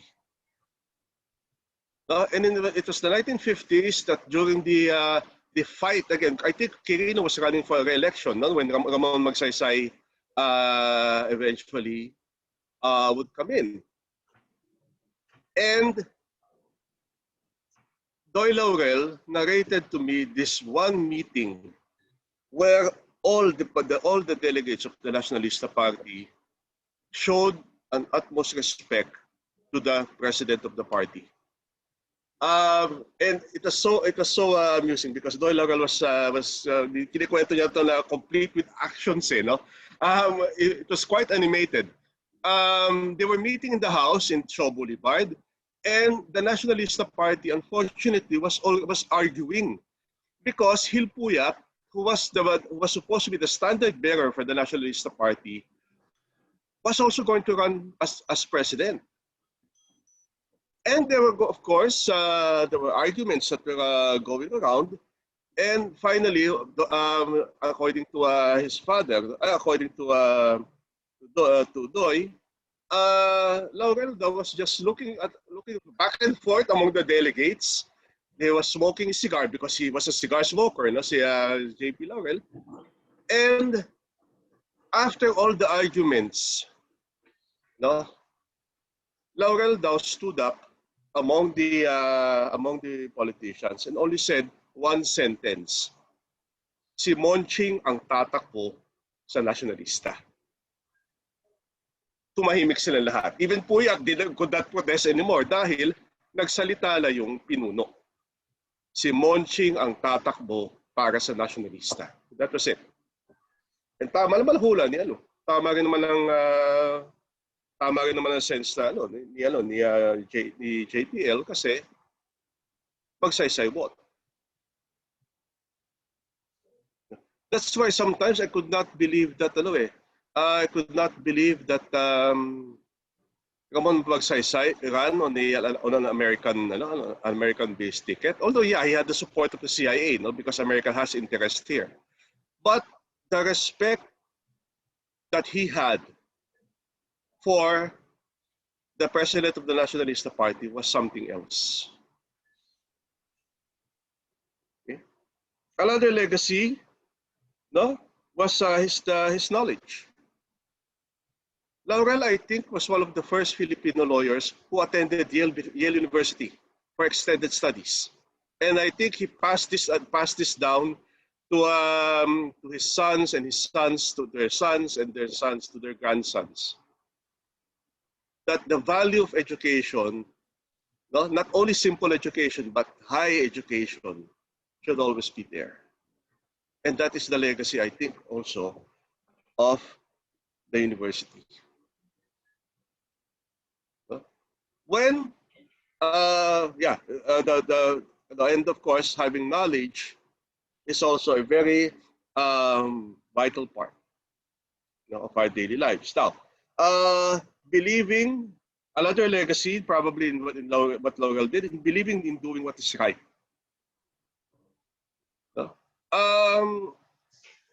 The colorful career, and I'm using the word colorful career, of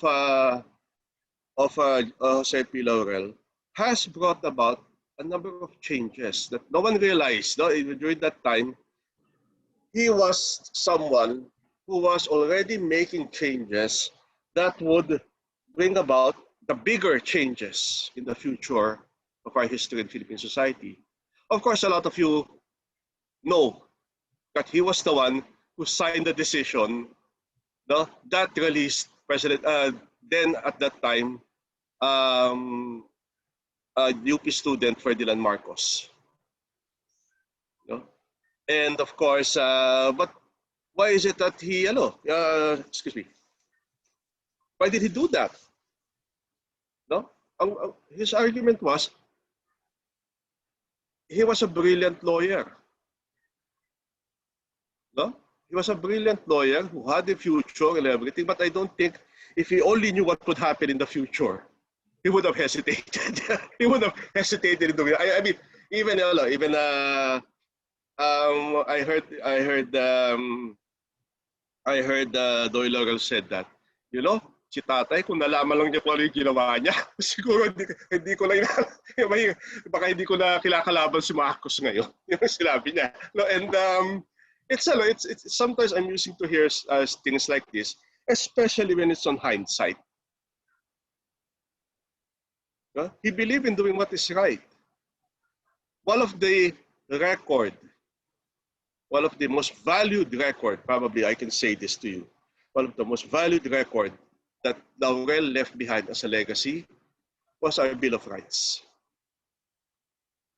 No? When he became chairman of the committee that was going to write the Bill of Rights in the 1930, that would become the 1935 Constitution,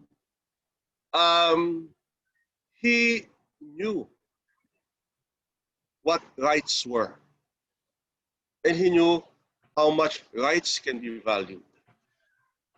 There was an error in the Wikipedia. Kasi in Wikipedia it says that Delegate Laurel was one of the 7 wise men. No, he was not. But he was head of the committee that wrote the Bill of Rights. No? And here's one of the backstories of that, of his being a committee. Now, I'm going to read some of it in my notes that I have here.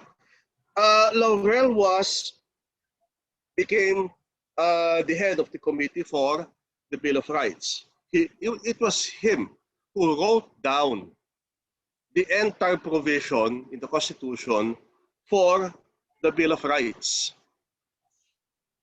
No? And when he submitted it, people wanted to revise it. Some of the delegates wanted to revise it. Laurel said no. No, that not one revision is going to be done in what he wrote. Here is what he said. The enumeration of individual rights in the present organic law, he was referring to the Jones Law, is considered ample, comprehensive, and precise enough to safeguard the rights and immunities of Filipino citizens against abuses or encroachments of the government, its powers, and agents. Your committee, he was referring to the Committee on the Bill of Rights, therefore has not been allured by attractive innovations that are found in some modern constitutions, lest our constitution suffer from the defect of an admixture of declarations and declarations in the enunciation of constitutional dogmas. Laurel solely defended the draft of the provision for the Bill of Rights. In the end, isang revision lang ang ginawa, minor pa. So he stood by his belief that what we had, now because some were already quoting, now let's do it according to the American Constitution and everything. Laurel said, no, we are making our own constitution. Bakit tayo gagaya? And that was a very good argument. Lastly, of course, and this is apropos to the interesting lecture that Dr. De Viala gave, taking care of the people. That's a legacy that we should not forget of President Jose P. Laurel. Because it wasn't just, it wasn't collaboration that happened. Ano yung sinasabi niya parate? He did it because he was going to take care of the Filipino people. Today, modern historians, I think August, you know this, the one who defended the thesis on the Laurel presidency as a stewardship. No, and the one who defended his MA in UST. No, it was an administration of stewardship, pangangalaga. No, dahil that was the entire point. He knew that it was a challenge against the invaders of his country. He could have easily fought back. Matapang ang Batanggenyo eh. Wow. They could have easily fought back with bare hands if they needed to. But he didn't do it. He applied the second best thing, diplomacy. And he knew that it was the right thing. Of course, the Americans came back, they imprisoned him and everything. But what happened? And I think August can correct me on this. When the amnesty was declared by President Manuel Rojas, Laurel didn't want to accept it. No? He didn't want to accept it. Dahil sila sabi, bakit ko tatanggapin? Hindi naman ako may sala. No? He believed that what he was doing was right. No? And look what happened. Did the people hate him? No. When he ran for senator, he was number 1. So who was wrong? Or who was right? So I like the lecture of Dr. De Viala because it shows us the new face, at least the true facts of what is happening at that time. It brought about the real face of the challenge Laurel made. Okay? But there was a challenge that unfortunately for us, it did not last long to fight it. That was the challenge, of course, of neocolonialism. The neocolonialism, of course, of the Americans that was already happening at that time. And I could imagine his frustration. No? That even though he was already fighting for the independence of his people, the Americans, in their own little strange way, were slowly taking over again. Maraming salamat po and congratulations, Dr. De Viala, sa iyong lecture. Salamat po. Thank you, Ren. Thank you very much, Dr. Torres. I'm so happy that our reactor agreed to our speaker, and not only that, he added another bundle of informations such as color of JPL's life and even his legacies in order to contribute for this afternoon's search for enlightenment about JPL's life. And at this juncture, I now open the floor for questions from our audience, both from Zoom and FB live streaming. We will be collating your questions posted here in Zoom chat box feature as well as those on our live stream in Facebook. But because of time constraint, we can only accommodate 2 to 3 questions. And if you have more questions, I think our speaker and our reactor can address to your question by emailing them personally. Okay. So to start, we have this question from a colleague of mine from the Department of Social Sciences and Legal Management. Question from Dr. Damilig. Would you consider, I think both of the speakers, the speaker and the reactor can address to this question. Would you consider Laurel as a misunderstood nationalist? If so, who or what made a propaganda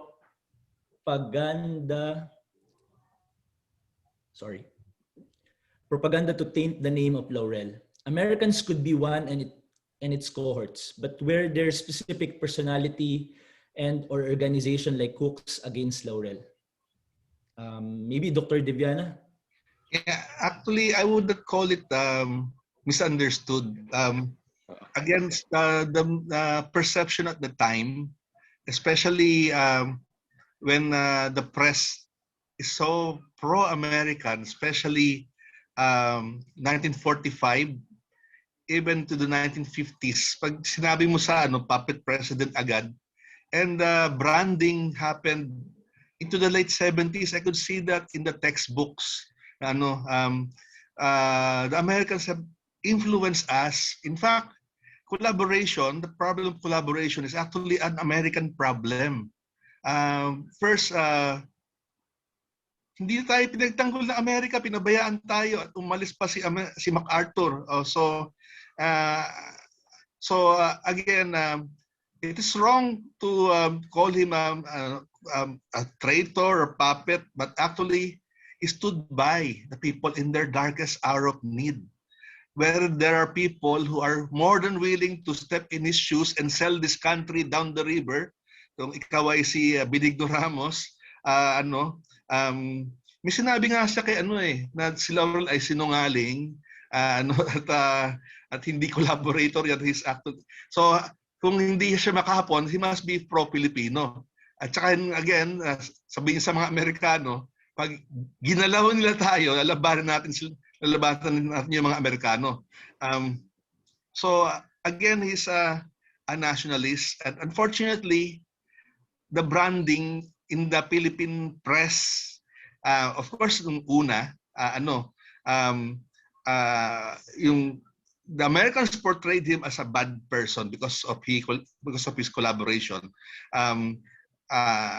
May tawag dun yung si Vidkun Quisling, yung taga Norway na naging leader ng Norway at nag-collaborate sa mga Nazis. Ayun talaga, he actually sold out his country to the Germans, but not Laurel. Not Laurel. Hindi na mapapalaban mga Pilipino to fight Japan's war. So again, he stood by that, and he never swore allegiance. So now, if you talk beyond the war, so pinaglaban ni Laurel yung ating Filipino interests. Although wala siyang magawa si Laurel nung usapan ng parity rights, Laurel could not do anything because he was in jail.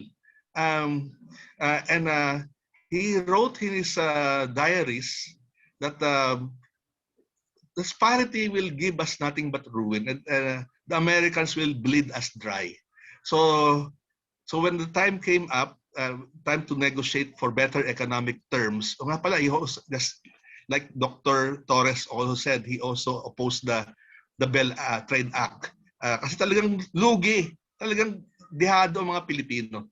And it's not fair. And America should be treating us as an independent nation, hindi na subaltern. So again, the problem is the press. The press, the educational system. Matagal yung bago nawala. At saka in fact, may sinabi nga isa I think it is in the book of Teodoro Agoncillo. Mayroon dalawang tao nag-uusap. So bakit si Laurel ang piniling Pangulo ng Pilipinas, hindi si Vargas? Vargas was already there. Well, because Laurel is more pleasing to the Japanese. So, and so, yung mga points na good, smelling good for the Japanese. But a third person came in. No, they chose Laurel because Laurel is a good person. He's going to fight for us. So, merong ano yung what you call fortitude, merong paninindigan yung tao. So it's good that Laurel is going to be our leader. Tapos nung umalis yung pangatlo, siguro collaborator yun. Ayan, so again, that's why I had the title of my book, Collaborator.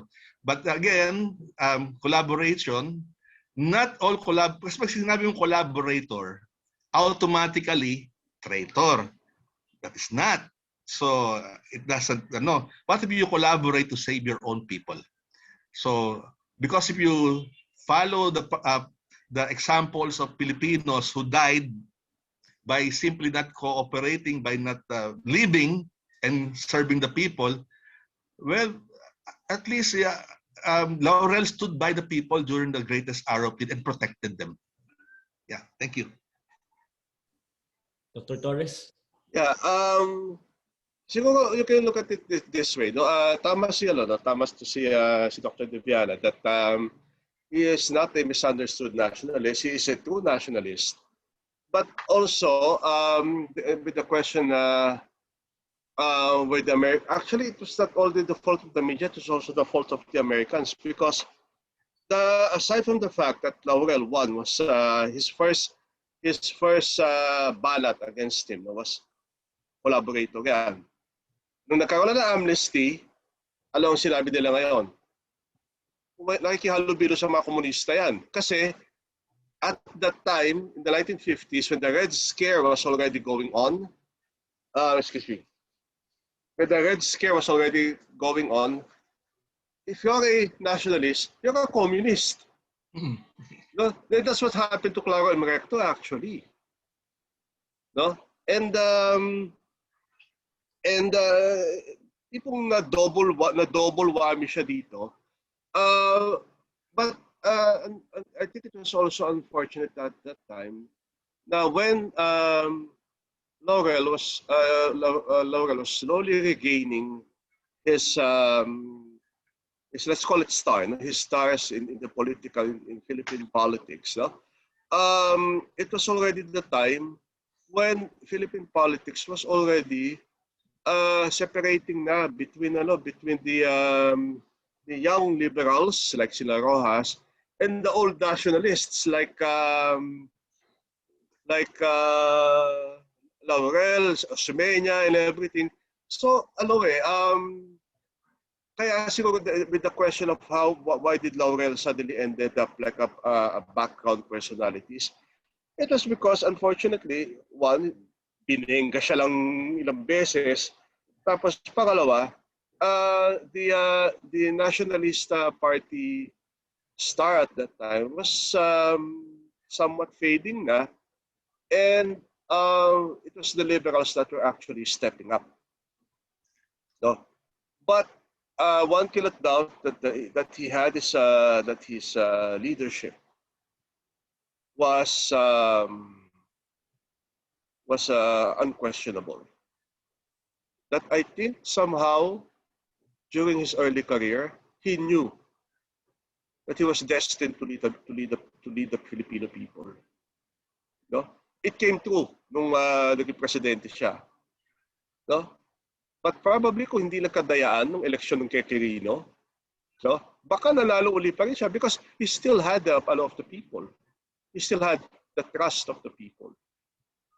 Personally, I had an uncle who was saved by Laurel.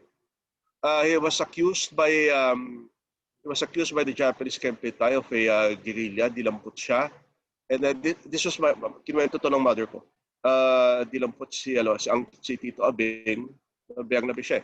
Tito Abeng, dinala sa Fort Santiago. And when he was released later, he was tortured. My grandfather, who was a popular lawyer in Manila at that time, approached Laurel. No? At isa lang daw ang tinanong sa kanya nung Pangulo at that time, no? Ano ba ang kasalanan ng alak mo? Kasi kung guerrilla talaga yan at may ebidensya, pahirapan ng ma-release yan. But my grandfather only pleaded for one thing. Kaya kung guerrilla man o hindi, gusto ko ibalik yung saling alak ko. No? So Laurel did something. I think he signed the paper yata and everything. The next day, nirelease yung uncle ko. No? So again, taking care of the people. Yeah, wait, just probably to look at this, the last ones. Were there specific personalities and organizations like the Hooks that were against Laurel? I'm not familiar. Are you familiar with that, August? Na may mga ng mga anti-ano? Well, they were anti-American, but I don't think, no? But I don't think Laurel supported them openly. Yeah. No? Yeah. So and then the next question. Thank you very much.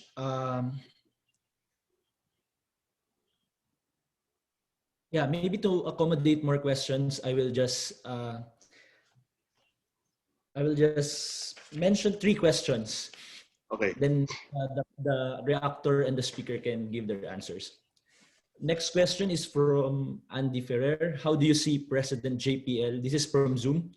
How do you see President Jose P. Laurel leading the Filipinos right now during this time of pandemic? And another question from the Department of Social Sciences and Legal Management. And since we value JPL's ideas, I will ask this question in Filipino. Nagkaroon ba ng pagkakataon na magkaroon ng komunikasyon ang mga gobyernong Commonwealth o USA kay Jose P. Laurel nung naging siya ay Pangulo? At dahil nabanggit ni Professor Torres yung pagkapanalo ni Quirino, nagkaroon daw po ba ng protesta ang kampo ni Jose P. Laurel nung nalamang nanalo si Quirino at mayroong issue ng dayaan sa halalan? Then, and last question is, sa inyong palagay, anong maaaring nangyari sa Pilipinas at sa buhay politika ni JPL kung sakaling ang mga Hapon ang nagwagi sa ikalawang digmaang pandaigdig? First, yung unang tanong, maraming tanong kasi nagkaragdagan yata mukhang butis, yung una, yung anong malamang ginawa ni JPL kung halimbawa buhay siya ngayon. So kung mayroong pandemic, well, again, he would make the Filipinos stand on their own feet. Kung si JPL ay nandyan, Pilipino muna. And you don't accommodate any foreign power. You do not kowtow. Huwag ka magkakowtow sa ibang bansa. Merong malamang magkakaroon ng long-range plan yan. Again, this is not a historian talking, I'm just speculating. So, malamang, nagpatayo siya ng pabrika ng bakuna. Alam niyo ba, nung araw, meron tayong sariling pabrika ng bakuna na gumagawa ng pang-tetanus, pang, let's say, rabies, maraming mga iba pang sakit. Yan ay nawala, sadly. Bakit paano nangyari yun? Nawala na lang basta. We should be standing on our own 2 feet. So, nga pala, nung panahon ng Hapon, sabi ni Laurel, laganap ang gutom. So, again, paano matutulungan sarili natin? Well, madali yan. Lahat ng mga bakanting lote, tamnan mo ng halaman. Ayun, tamnan. Kaya, marami ka na dito sa loob ng Maynila, sa Kamaynilaan. Yun ang parang maibsan. Again, the problem of hunger then was so rife.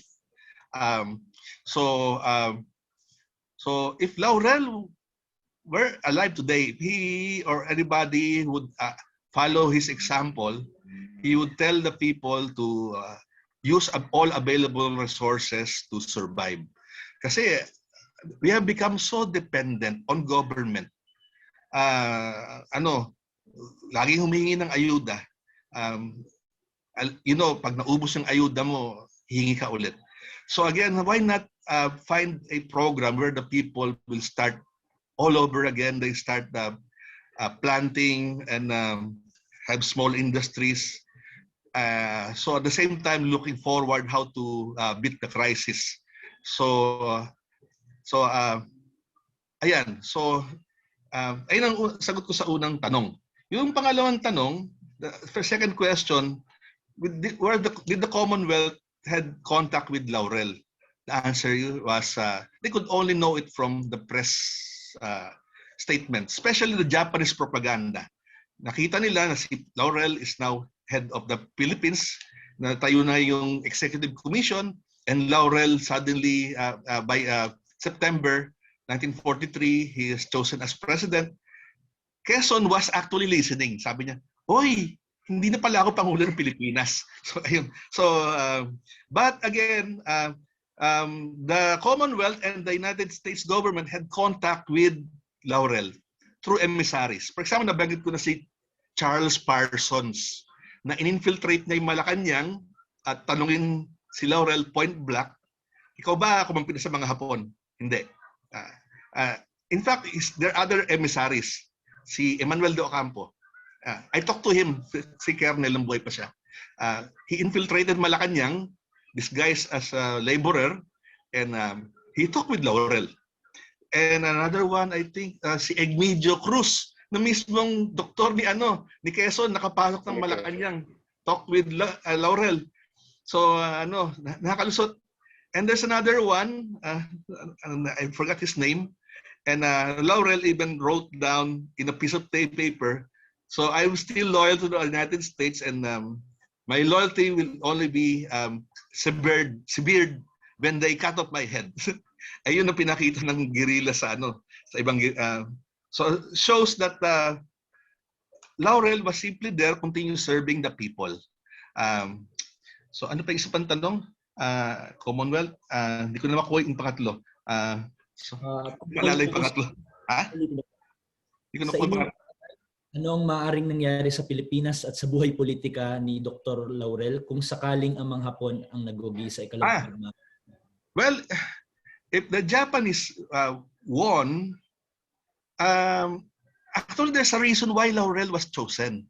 Because they saw him as an Orientalist. He is also an admirer of Japan. Before the war, si Laurel, Recto, Paredes, mga abogado yan, at ang mga kliyente nila ay mga Japanese companies. So that's why si Laurel ang choice nila. Kaya hindi pinili si Ricarte, hindi pinili si Emilio Aguinaldo, although all of them are professing their loyalty to Japan. So pinili nila kasi alam nila yung record ni Laurel. He's a man of integrity that the Japanese can work with him. Although in the later time na ang galing magpaikot ni so yung legal jargon, the legal maneuvering, kaya yung Proclamation number 30 mukhang legal pero yung pala non-binding pala yon. Tapos pagdating ng mga Amerikano, tinanong naman siya, not binding ito, tignan mo. So again, ang galing ng pagkagawa ni Laurel ng maneuvering niya para makalusot either from the Japanese and the Americans. But the bottom line is to save the country. Ayun. Yeah, most of the questions na nasagot naman ni Dr. Deviana. Pero yung dun sa una, yung nagprotesta sila Laurel nung natalo sila. Then alam naman nila Laurel that the elections were dirty. Now that Quirino was doing everything to stay in power, kasi remember he took over from Rojas, and at that time he was of course not staying in power because of greed, but this was the world of politics, no? I think isa doon sa mga hindi na nalaman na kwento, Laurel was almost assassinated. Ang kwento niya the Vice President Laurel sa akin at that time na nagsasalita daw sa entablado si candidate Laurel at that time. Biglang may nagpaputok daw talaga ng barel. No, and nagtakbuhan din mga tao. Laurel daw was only saved from being hit kasi tinakpan siya ni Little Joe, yung bodyguard niya. No, Little Joe daw dove on top of Laurel kasi Little Joe was Felipe Lizardo, no? August. No? Yeah. And Lizardo practically saved his life. And I could remember, still remember, Doy Laurel laughing about this because sinabi niya, tingnan mo ito si Little Joe. Nung panahon ng gera, binaril niya si tatay. Tapos kasi it was Little Joe who actually shot the JP Laurel at that time. No? And natatawa ko dito sa description ni Nick Joaquin. He managed to shoot Laurel at that time. And tinamaan daw sa tagiliran, kaya liver, tinamaan daw sa dibdib. Tapos yung isa pa daw na tama was exactly daw doon sa ilalim ng balls near the thigh. Near the thigh natamaan siya, no? Kaya ang sinasabi nga doon ni Doy Laurel, siguro kung natuloy yung bala, wala lang siguro alak siya. wala lang ibang alak si tatay, sabi niya. And you can see here the respect that Little Joe had. No? After the war daw,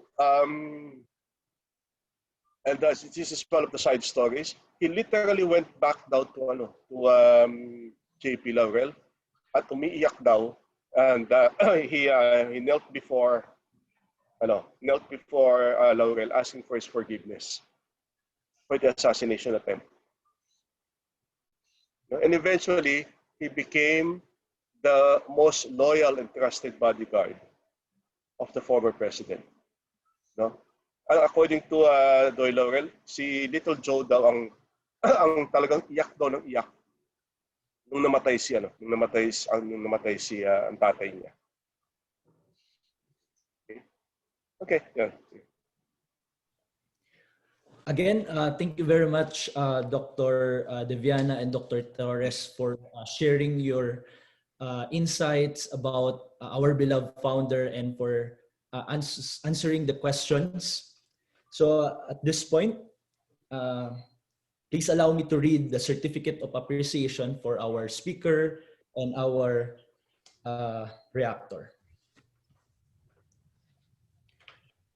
Lyceum of the Philippines University Certificate of Appreciation is hereby given to Dr. Augusto Deviana in grateful acknowledgement of his distinguished and invaluable services rendered as a resource speaker during conduct of the event entitled Founders Lecture, Reliving the Founders' Legacies, in celebration of the 69th Foundation Anniversary and 130th birth anniversary of Dr. Jose P. Laurel with the theme Resilience and Reinvention, Overcoming Hardships and Challenges, held on March 5, 2021 via Zoom. Given this 5th day of March 2021 at Lyceum of the Philippines University, Intramuros, Manila. Signed, Dr. Maria Victoria Akak, Chair, 69th Foundation Anniversary Committee, Attorney Roberto P. Laurel, University President. And for our reactor, Lyceum of the Philippines University, this certificate of appreciation is hereby given to Dr. Jose Victor Torres in grateful acknowledgement of his distinguished and valuable services rendered as a reactor during the conduct of the event entitled Founders Lecture, Reliving the Founders' Legacies, in celebration of the 69th Foundation Anniversary and 130th birth anniversary of Dr. Jose P. Laurel with the theme Resilience and Reinvention, Overcoming Hardships and Challenges, held on March 5, 2021 via Zoom, given this 5th day of March 2021 at Lyceum of the Philippines University, Intramuros, Manila. Signed, Dr. Maria Victoria Ak, Chair 69 Foundation Anniversary Committee, Attorney Roberto P. Laurel, University President. Maraming salamat po. Thank you very much. Thank you everyone for joining and listening on our founders lecture. We will be showing LPU hymn, and you are all invited to sing. And happy Foundation Day, Lycean. Yes, happy Foundation Day.